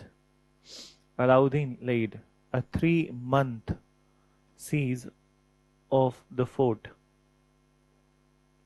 3-month siege of the fort. Full stop. Then लिखो, आगे लिखो.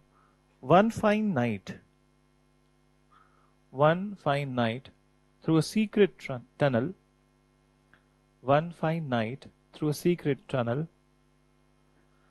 Alauddin's army entered inside the fort.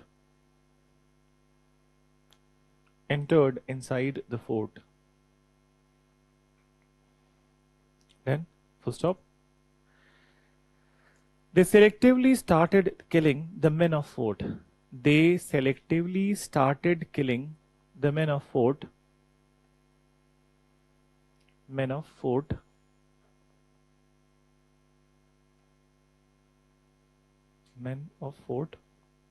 Then mention.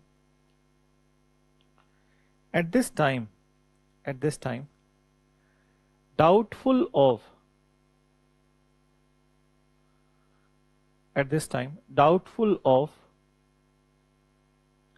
Alauddin's intention,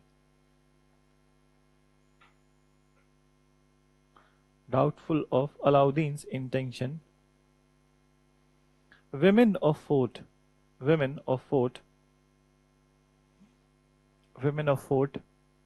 decided to perform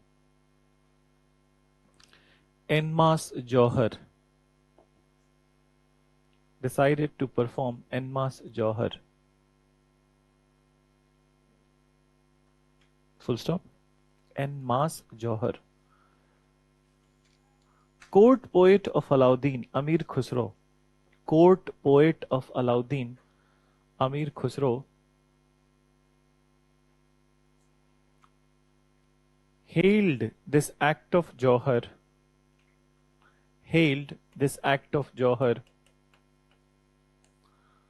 as the brave act,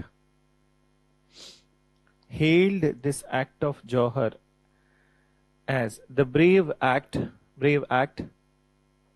on the part of women,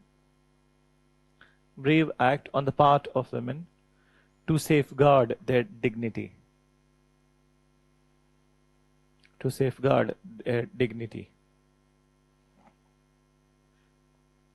Full stop. Similarly, Raja Hamir Dev also took his life to safeguard his dignity.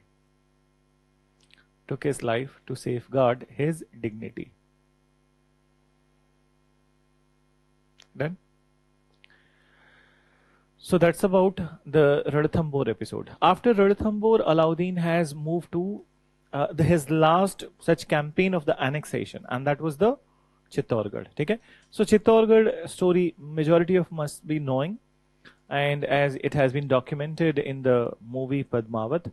So not everything is exactly true, but then they have tried to maintain that essence of the story in a better manner. Then, so obviously that if the movies are made, so more dramatization of the things happen. Then, so Chittorgarh, and why he attacked on the Chittorgarh. So one of the reasons that Kumar Sen has not given the passage from that area, and second is basically that is the lascivious and the lustful character of the Alauddin himself. Then that he was often running after the queens of the certain kingdoms. So Padmavati, as it is said, that she was the most beautiful lady of that time. She was princess from the Singhal days. Singhal days means Sri Lanka, and then she was married to the Ratan Sen. Then after Alauddin has seen, and even in the very famous book of the Jawaharlal Nehru, Discovery of India. So he has mentioned this instance that Alauddin has seen the lady, okay, in a mirror when he was doing one meeting with the Kumar Sen. Then, so he was infatuated with that mirror image itself, and that's how he is running after her. Then, so the attack happened, and then as per the attack, so it is not like Ratan Sen was dead. Okay, Ratan Sen was not dead, but actually he was treacherously killed. Then, so how he was treacherously killed? The rules of those times were that by the evening, when the battle is ending, so army will be moving back to their stable. Then, and when they were moving back, so somebody attacked from the backside, and that's how Kumar Sen was killed. After it, he has marched to the Chittorgarh fort, where the women once again performed the Jauhar. Then, so he could not got hold of the Rani Padmavati. But then after this instance, now understand, Alauddin was stopped by his astrologer that he must not go into the campaign of winning all the territory. Instead, he must make the money for himself for some time, invade the territories, and coerce them to send the tributes on the annual basis rather than annexation. So that's how his campaigns, once again, it is led by the Malik Kafur in the southern India. Now Malik Kafur is invading. So he started, once again, he started from the Devgiri itself, the Ramachandra Yadava's dynasty in Devgiri. Then after Devgiri, he invaded Warangal. Warangal is Telangana. And then from Warangal, he is invading the Hoysala. Hoysala is the Dwarasamudra area of the Karnataka. So what is Dwarasamudra? So Dwarasamudra is basically the area between Mangalore to Bangalore. Okay? Mangalore to Bangalore, which includes the area of the Halibut, which includes the area of Chikmagalur, Kurg. Then, so these all places, so they come under the Dwarasamudra, and it was ruled by the Hoysalas. Then, so he has invaded Hoysala, and then after the last one is the Pandya's kingdom, Mabar, not Malabar, Mabar. So Mabar is basically starting from the Madurai and touching the Kanyakumari. Okay? So these areas were invaded by him. But then one more unique thing over here, not unique, but then the lascivious act of the Alauddin, that Alauddin was very weak on the aspect of the that women. Wherever he invaded, okay, one of the agreement, or one of the things that he was doing in the invasion, that he was getting married with one of the queens or the princess from that area. So he has married the daughter of the Ramachandra Yadav. Then similar thing he has done in the Dwarasamudra, in the Mabar, and in the other areas also. So he was so weak on this aspect that even he did not spared then his bahu. Okay? So Alauddin's son was Khizr Khan, and Khizr Khan's wife, okay? So that was a love of the that was an intense love story of the Khizr Khan and Deval Rani, and Alauddin was also after the Deval Rani, okay? So he wanted to kill his own son to get married with the bahu. So so उस समय आगरा और रांची का पागल खाना नहीं खुला था. And then after we need to talk about the other initiatives of the Alauddin. So mention, likho. So what is the last one? Chittorgarh you have mentioned. Now let's not Chittorgarh. ठीक है? Ranthambore लिखा है. Paragraph change करो. ठीक है? So लिखो that after the Ranthambore episode,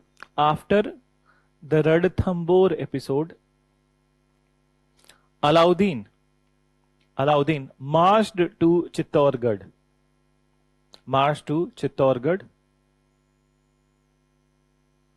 Which led to killing of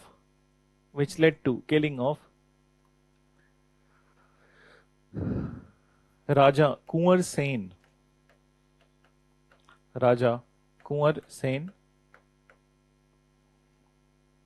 of Chittorgarh. Then mention. It is also said, it is also believed, likho. It is also believed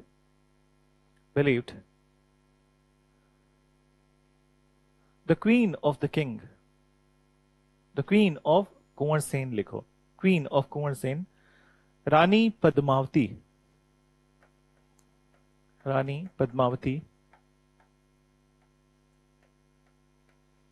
also performed Johar. Rani Padmavati also performed Johar at this time. Rani Padmavati also performed Johar at this time. Then after it you write. So this is one part. Then after this incident, the campaigns of Alauddin,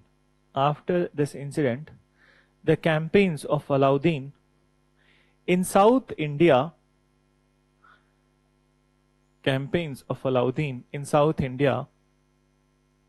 was led by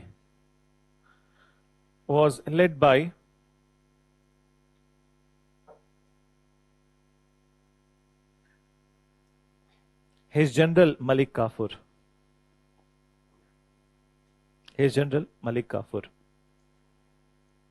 Mention. Malik Kafur invaded Devgiri of Yadavas,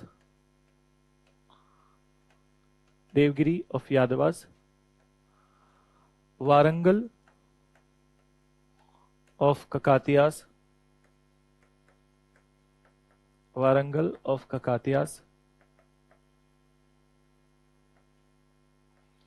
Dwar Samudra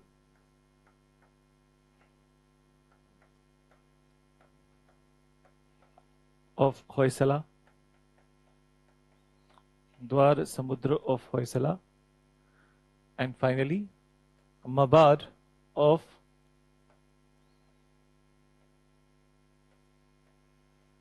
Pandya.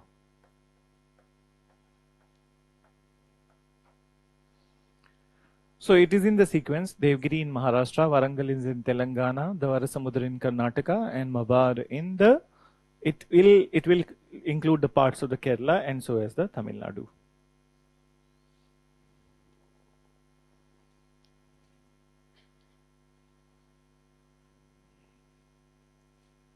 Now, one of the interesting episode in this one is the Kakatiya Warangal. Then, so Warangal is believed to be one of the oldest diamond mines in the world. Then, So diamond mines in the world, and in fact, the biggest piece of the diamond in the world history, it has been found from the Warangal, and that diamond is known as Kohinoor. Then, so basically, it was the grandson of the Rudrama Devi. Then, he belonged to the Kakatiya dynasty. His name was Pratap Rudra II. Then, so it is the Pratap Rudra II when he was attacked by Alauddin Khilji. So he had no other option to reconciliate with the Alauddin, and he reconciliated by gifting this particular Kohinoor diamond. Then, so originally it was a 1,000 carat diamond. Then, very big piece. But then, as we have, I think we have studied also that by the due course of time, when this diamond passed on to the Delhi Sultanate, and from Delhi Sultanate it has passed on to Mughals, and then Maharaja Ranjit Singh, and Maharaja Ranjit Singh to the British. Okay? So ऐसे route यही था. ठीक है? So to British. So originally it was around 1,000 carat. Now it is 180. Okay? Even 180 is also the biggest piece of the diamond in the world till this point of time. Okay? So Kohinoor history already, you know, we have discussed some part of it in the class itself. That story related to the curse of the Kohinoor. मैंने किया है RV5 में. Yes. So curse of the Kohinoor. ठीक है? अब repeat नहीं करूँगा. Already one batch has already done it. So just listen. So listen. So this is how he gifted it. ठीक है? And then after, you understand. So what about the Alauddin's life after it? So around 1316, Alauddin was terminally ill, and then it was not any of his queen which was taking care of Alauddin, but it was Malik Kafur who was taking care of Alauddin. So after the death of Alauddin, now understand. So after the death of Alauddin, some of his sons, initially Mubarak Shah was appointed, but then he also died. Then Khusro Khan was appointed. Okay? So Khusro Khan came to power, but then that is the time. अब एक बहुत ध्यान से समझना. Khusro Khan was a pious ruler. Then what he did, this is the time when in Delhi, the Sufi saint was, any idea? Nizamuddin Aulia. Then, so Nizamuddin Aulia was there. What he did, that he gave a great amount of the money after getting the appointment to Nizamuddin Aulia. And Aulia was all for the poor of India. Then, so he distributed all these money in the poor of the Delhi. Okay, those all poor people. And what happened when Khusro Khan was killed by Ghiyasuddin Tughlaq? So Ghiyasuddin Tughlaq demanded this money from the Nizamuddin Aulia. So we'll talk about it, what it led to. Then there was a confrontation between Nizamuddin Aulia and Ghiyasuddin Tughlaq, and then one word came from the mouth of the Nizamuddin Aulia. I'll tell you what exactly happened. So he demanded it. Then Aulia has said that कि ये तो सारे पैसे लोगों के बीच में चले गए, ठीक है? So it has already been given to the people, and then it was the public money only, so it has gone to the public. Then so you cannot get it. So he threatened the life of the Nizamuddin Aulia. So he actually threatened that while I'll be coming back from the Bengal, you will not be able to see the next day. Then so this is what he threatened, and then Aulia said to him that Delhi dur haste. Hujn Delhi dur haste. That's the full thing. Okay? And that's what means that Delhi will be very far away for you when you return. And when he returned, so actually one such incident happened in which his death happened. So Aulia's word proved to be much truer, and his acceptance in the society further increased. Right? So why Aulia is important? अभी सब लोगों ने पढ़ा ही होगा कल का newspaper. No idea. नहीं पढ़ा है. न्यूज़पेपर नहीं पढ़ रहे हो, अच्छा कर रहे हो. न्यूज़पेपर पढ़ना ही चाहिए, पढ़ना ही नहीं चाहिए इस एग्जाम में. ठीक है? That is not required. So actually, French president, he visited Aulia's dargah, right? Last day, right? So and he had interface with the Qawwali also. In fact, we will study a little bit about the Qawwali in the music part of the art and culture. ठीक है? मैं इतनी बार बोल दूंगा कि art and culture में पढ़ेंगे, पता चलेगा कि आर्ट एंड कल्चर कोई और पढ़ा रहा है तुम्हें. So, चलो आ जाओ, लिखो mention. What is the last thing? Mabar of Pandya. ठीक है? In 1316, death of Alauddin happened. In 1316, death of Alauddin happened. After which Mubarak Shah was appointed ruler. Mubarak Shah was appointed ruler, and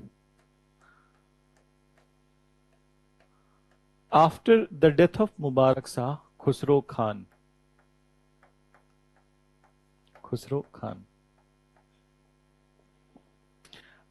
एक और note करके लिख लो, then we'll go into the initiatives of the Alauddin Khilji. Note में क्या लिखना है? We haven't mentioned about Amir Khusro. ठीक है?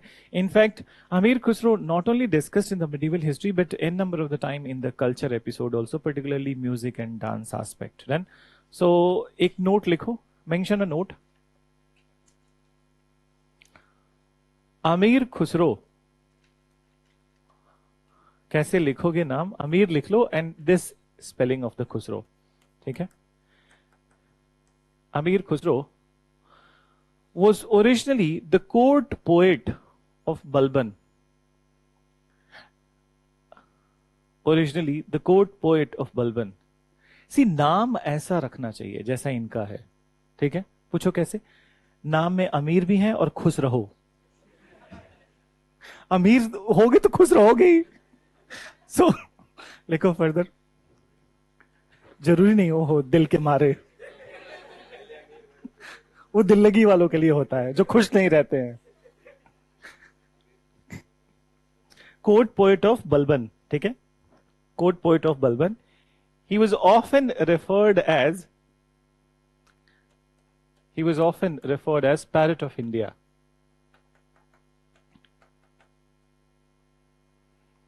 Tota. Parrot of India. Then mention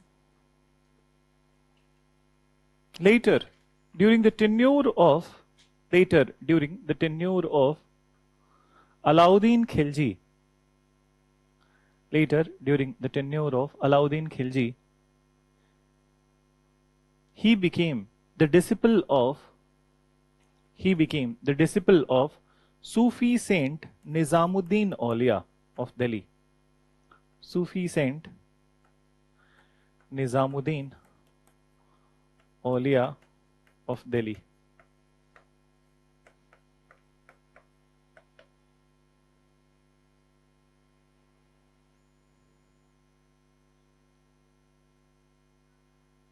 Done?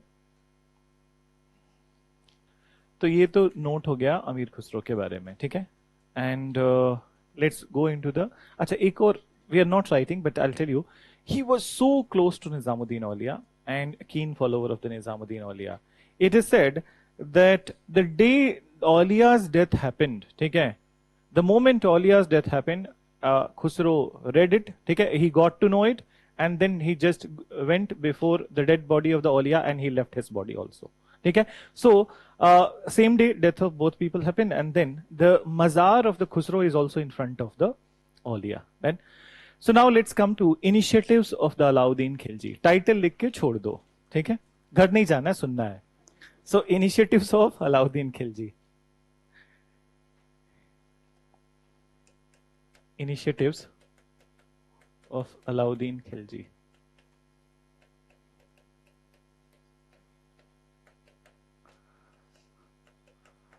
So now understand. Though we say that Alauddin Khilji has many aspects, but then what has happened? ठीक है?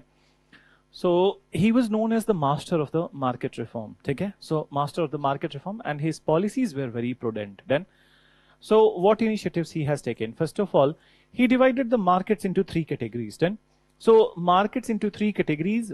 That is, one was the market of the food grains. Then, so food grains, and one was the market of food grains and the vegetables and all the perishable materials. Then another was the market of the footwear and apparel. Then, so clothing and footwear. And another was the market of the animal trade and the slave trade. Then, so these three markets were there, and all of them were functioning separately. In fact, many of you must be from Bihar and closer to Patna. There is a place called Sonpur closer to Patna. And Sonpur is known for the animal trade. So in fact, that is not a newer place which has entered into the animal trade, but then it is there from the Delhi Sultanate time. In fact, it was promoted at the time of the Alauddin Khilji also. Okay? So there are separate markets for it. Then apart from it, there are many issues of the corruption in the kingdom at that point of time. Okay? So how he dealt with the issues of corruption? One of the issues of the corruption was with the that weights and measures. Then so weights and measures में क्या issue है? Suppose you are going to a shopkeeper's at a shop, and then where you are going to purchase a 5-meter sari, ठीक है? उसने दुकानदार ने तुम्हें बोला that this sari is 5 meters, but originally it is 4.2 meters. Then so you asked that कि measure करके दिखाओ 5 meter है, तो उसने एक डंडा लिया, he has taken a stick, देखो ये 5 meter है, 5 बार दोहरा दिया, हो गया. But originally this particular stick is with which he is measuring is not 1 meter, it is just 80 centimeters. Then you are not going to see.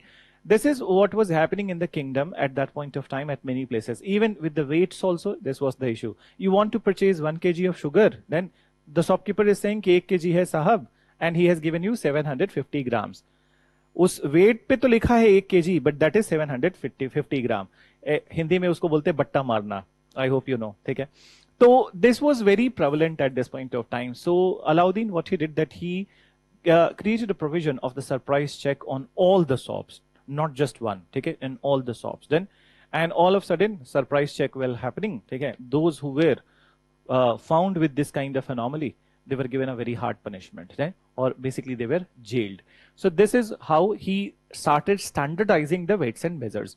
Then another thing was the issue with the prices of the commodities, and which commodity? Essential commodity. So what we call MSP today, it can be attributed to the initiatives of the Alauddin Khilji.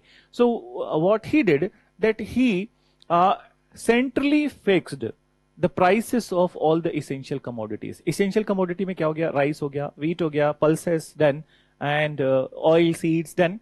So centrally he is fixing. If he has fixed the prices of the rice as 20 rupees per kg, so then it will be 20 rupees per kg. Nobody will sell 25 or 27. Then now there are two reasons of it. ठीक है? एक reason तो लोग ये कहते हैं, that historians say that it was to give relief to the people, but actually it was give relief to his Turkish officers and the soldiers also. He wanted that they must not be in discomfort by giving any amount for the essential commodities. Then so it benefited the normal public also. Then this is one part. Then another initiative, that it is Alauddin Khilji who used the services of the Banjara community for the trade and commerce. Then, in fact, this was asked in the prelims paper also. So, Banjara community, you must have heard, then they are basically from the Rajasthan. So, actually he used the services of the Rajasthan Banjara community, and Banjara का मतलब क्या होता है? Nomadic. कि जो एक जगह नहीं रहते हैं, दूसरी जगह मूव करते रहते हैं. And another feature of the Banjara community, that they do the trade with the ponies. ठीक है? खच्चर. Then, so, and they were using these khachars, and they were transporting the commodities from Delhi Sultanate to far-flung areas in the Lahore and even in the many parts of the Pakistan. Then, so he used the services of the Banjaras. Then apart from it, another thing was issue with the horses, because dekho, in military, one of the most important element in the military is the horses. Okay? If the horse cavalry is very strong, so army is very strong. So the issue with the horses was that people who are supplying the horses, they were not supplying the healthy horses, taking the money or taking the payment of the healthy horses, but supplying the very inferior horses. Then, so he started this system of branding the horses. Then, so before any horse could be employed in the Delhi Sultanate army, its health was checked. कि वो racing करवाते थे, they used to check it that how fast it is running, ठीक है? How is the health? And according to the health of the horse, then it was branded. So star branding was happening actually. So 1 star, 2 star, 3 star, 4 star, 5 star. ठीक है? 5 star were the best. Then so this is called as dag system. ठीक है? Dag system. And dag क्यों बोलते थे? Because that the stamp was made. So little bit of burning stamp was made. ठीक है? दाग बनाते थे. ठीक है? So that is one thing. Then another was the Hulia system. There was issue of the spying activity in the army. So दूसरे के लोग आके, they were spying on the Alauddin's army. So then what he did, that he made a provision, Hulia system, and it is also called as Chehra system. So Hulia and Chehra system, whoever was recruited in the Alauddin's army, their all biographical details were written down in a register. Then, so what is the hair color, eye color, if there are marks on the face, how the face looks like, everything was registered. So उस time पे machines तो नहीं होते थे, but then we can say that it was the first Aadhaar of India. Then, so so he started this particular thing. So if you look at these all initiatives of the Alauddin, so obviously they were very prudent from the economic perspective. So mention, लिखो initiatives में, अच्छा एक दो और है but I'll discuss after it, ठीक है? So start करो. He divided market into three categories. He divided market into three categories. That is, number one, for food grains, vegetables and fruits. For food grains, vegetables and fruits. Number two, clothing and footwear. Clothing and footwear. Number three, animal and slave trade. Animal and slave trade. Then animal and slave trade. To look after the affairs, इसी में add करो, ठीक है? No other point. To look after the affairs of the three types of mandi. To look after the affairs of the three types of the mandis, an officer was appointed. An officer was appointed known as Sahana a Mandi. Known as Sahana a Mandi.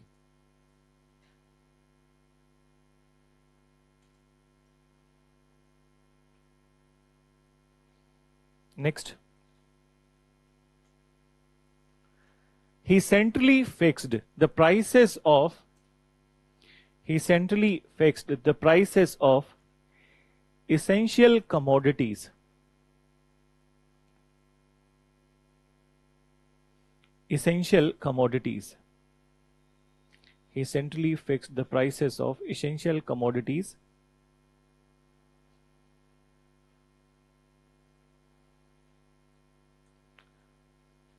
It provided relief not only to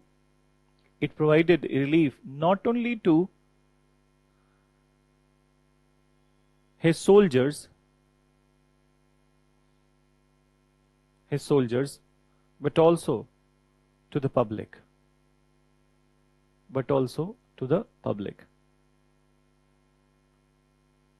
Then next you write, to reduce corruption, he standardized all the weights and measures. All the weights and measures.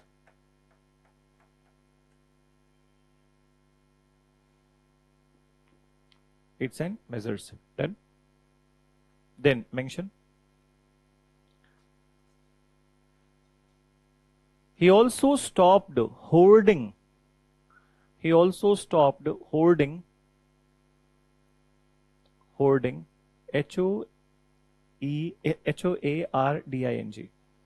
Hoarding of the food grains.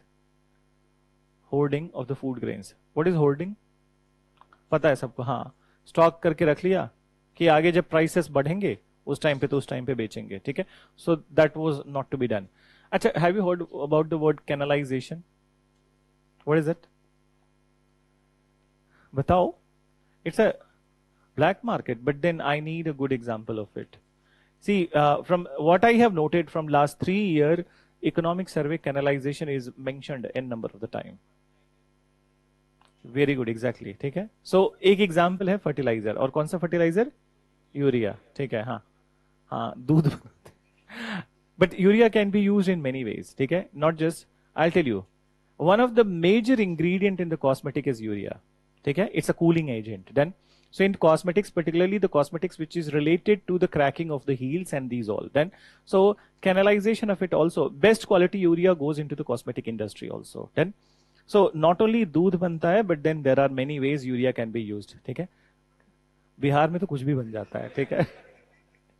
There are many states, but Bihar में इसलिए alcohol बनता है क्योंकि वहां पे सरकार ने ban कर रखा है. ठीक है, सरकार जैसे इधर से उधर जाती है, ठीक है, वैसे इधर से उधर से वहां पे अल्कोहल भी बन जाता है. ठीक है, तो so now I hope you got it that he stopped the hoarding of the essential materials, and this is also reducing the corruption. Then mention he used the services of the Banjara community.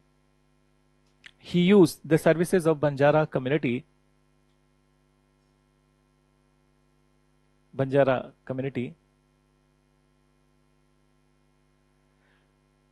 to do trade with far flung areas. To do trade with far flung areas.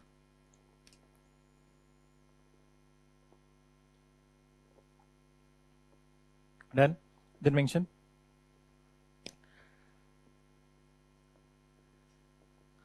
what was the next one? Dag and Hulia we haven't written. Okay, so mention he started the system of branding of horses. He started the system of branding of horses known as Dag system. Known as Dag system.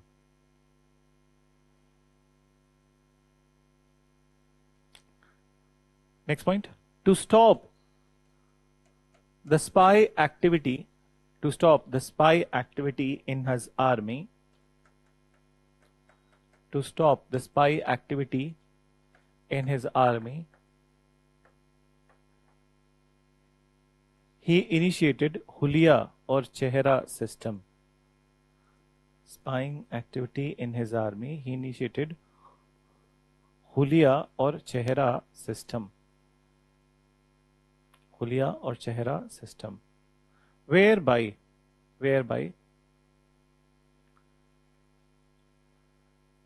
the biometric details of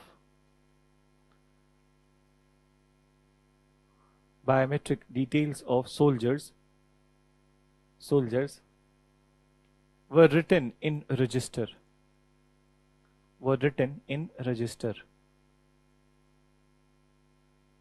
Then दो और initiatives है, just understand. So another was related to agriculture, these two. So first of all, he happens to be the first Delhi Sultan. पहले किसी ने किया हो वो अलग बात है, before Delhi Sultanate, but he happens to be the first Delhi Sultan who started the practice of measuring land before imposing the taxes. ठीक है, so he started the practice of measuring land. And then another initiative of Alauddin Khilji was that he reduced or fixed the rate of the agricultural taxes at 40%. ठीक है, so 40% of the produce. Then and later on it will be increased to the 50 during the Tughlaq's time. Okay, so mention, you write, he started the system of measuring land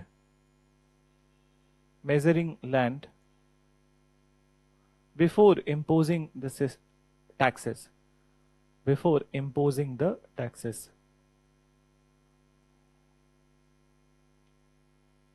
Then next you write, at the end time of his tenure,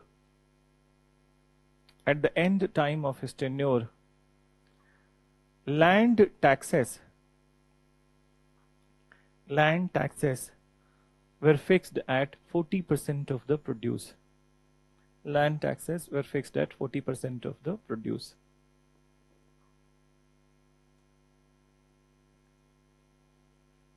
Done.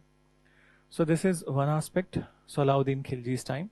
Now, so understand that after Alauddin Khilji, already we have mentioned that Mubarak Shah and then Khusro Khan was appointed. Okay. So write a title, Tughlaq Dynasty. Tughlaq Dynasty.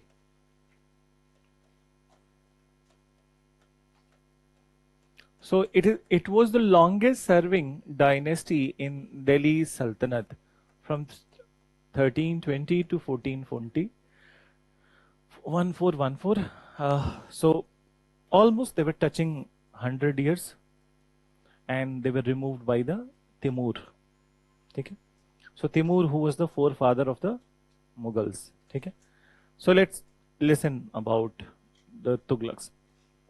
So Ghiyasuddin Tughlaq came to power. He killed Khusro Khan, and then he has become the emperor. Then, so there are many such views about Ghiyasuddin Tughlaq, that he, obviously, one part we have mentioned that he did not share a cordial relation with the Nizamuddin Auliya, and that finally led to his death also. But actually, how the death happened?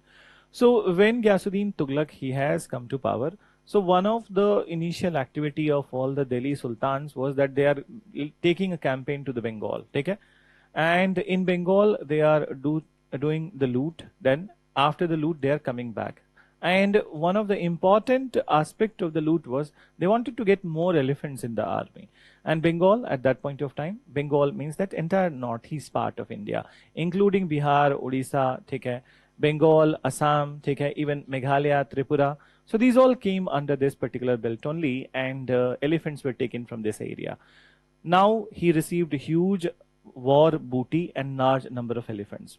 So Ghiyasuddin Tughlaq has gone to campaign Bengal with his eldest son, who was his favorite. And now what happened? There was one son of the Ghiyasuddin Tughlaq. His name was Jona Khan. Then Jona Khan wanted to become a ruler, and then what happened? So 50-60 kilometers just before Delhi, okay?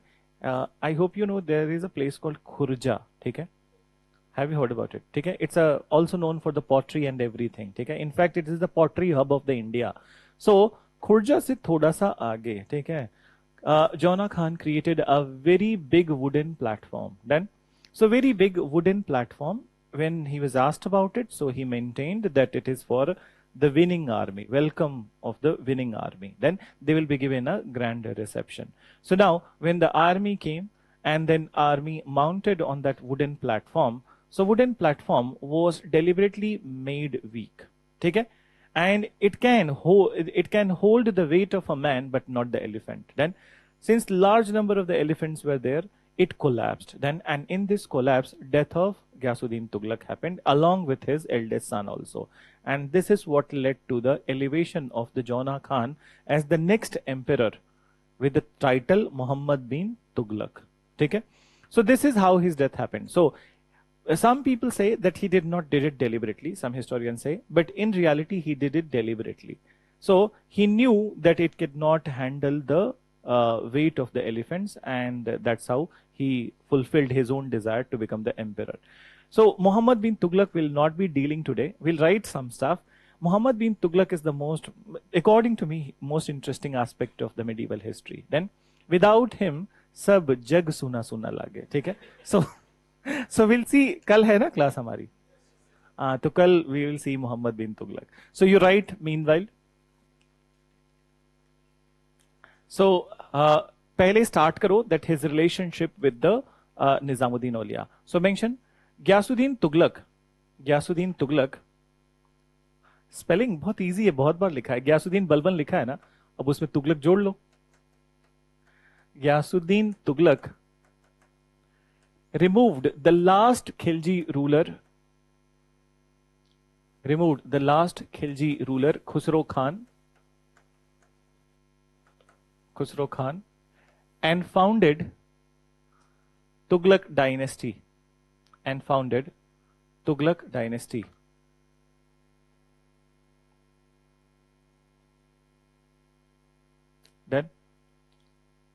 Then mention founded Tughlaq dynasty, full stop. It is said that he did not shared. It is said that he did not shared good relation with the famous Sufi saint of Delhi. Famous Sufi saint of Delhi, Nizamuddin Auliya. Sufi saint of Delhi.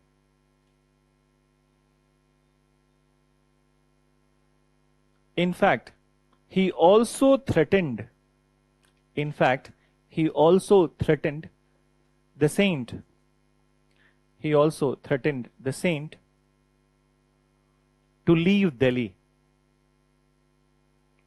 to leave Delhi. Full stop. At this time, Aulia made a prediction. At this time, Aulia made a prediction. पहले Persian में ही लिख लो, दिल्ली दूर हासते,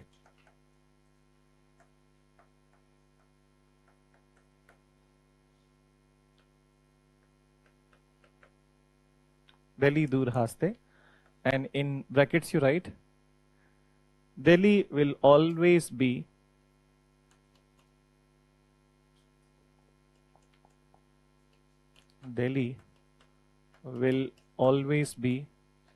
far away from you.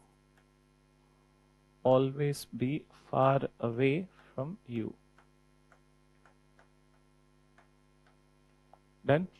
Then mention after it, far away from you. Later, his prediction proved to be true.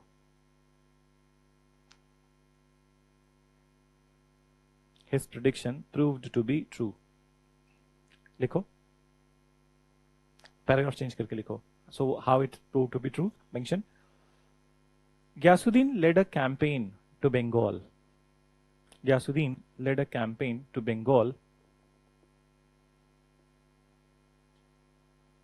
Led a campaign to Bengal, from where he received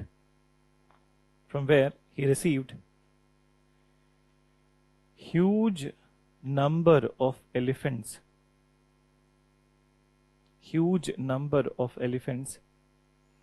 as war prize.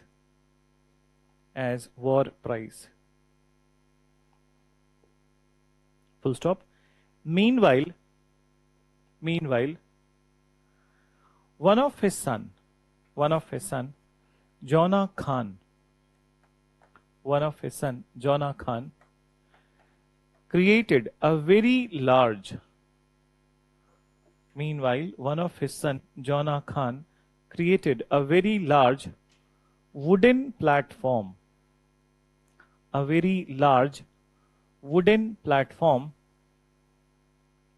Just before Delhi,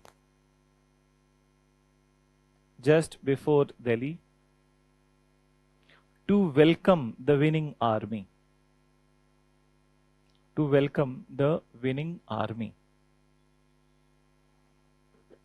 Full stop.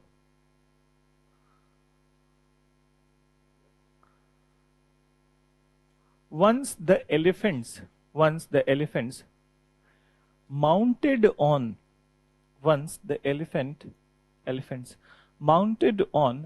this wooden platform, it collapsed.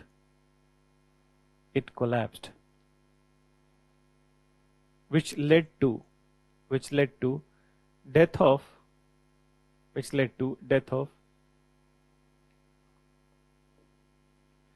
Ghiyasuddin Tughlaq, which led to death of Ghiyasuddin Tughlaq and his elder son.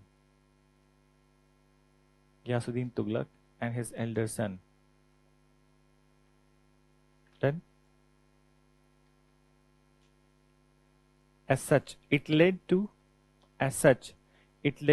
elevation of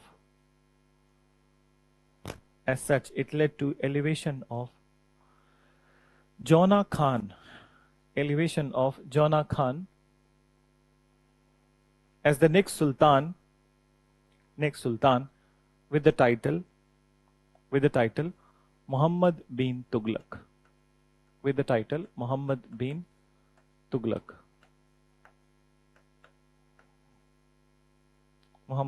Tughlaq. Then, so this is one aspect of it. So we'll see in the next class. Tomorrow's class we'll be seeing the Muhammad bin Tughlaq's episode, and Firoz Shah Tughlaq, then so as the Sayyids and the Lodhis, and then the Panipat battle also. Okay? And you know about the city of the Jaunpur in UP? It was named after his original name. And the city was created by Firoz Shah Tughlaq in the memory of the Jauna Khan. Right? Chalo, so kal milte hain with the said topic. Thank you.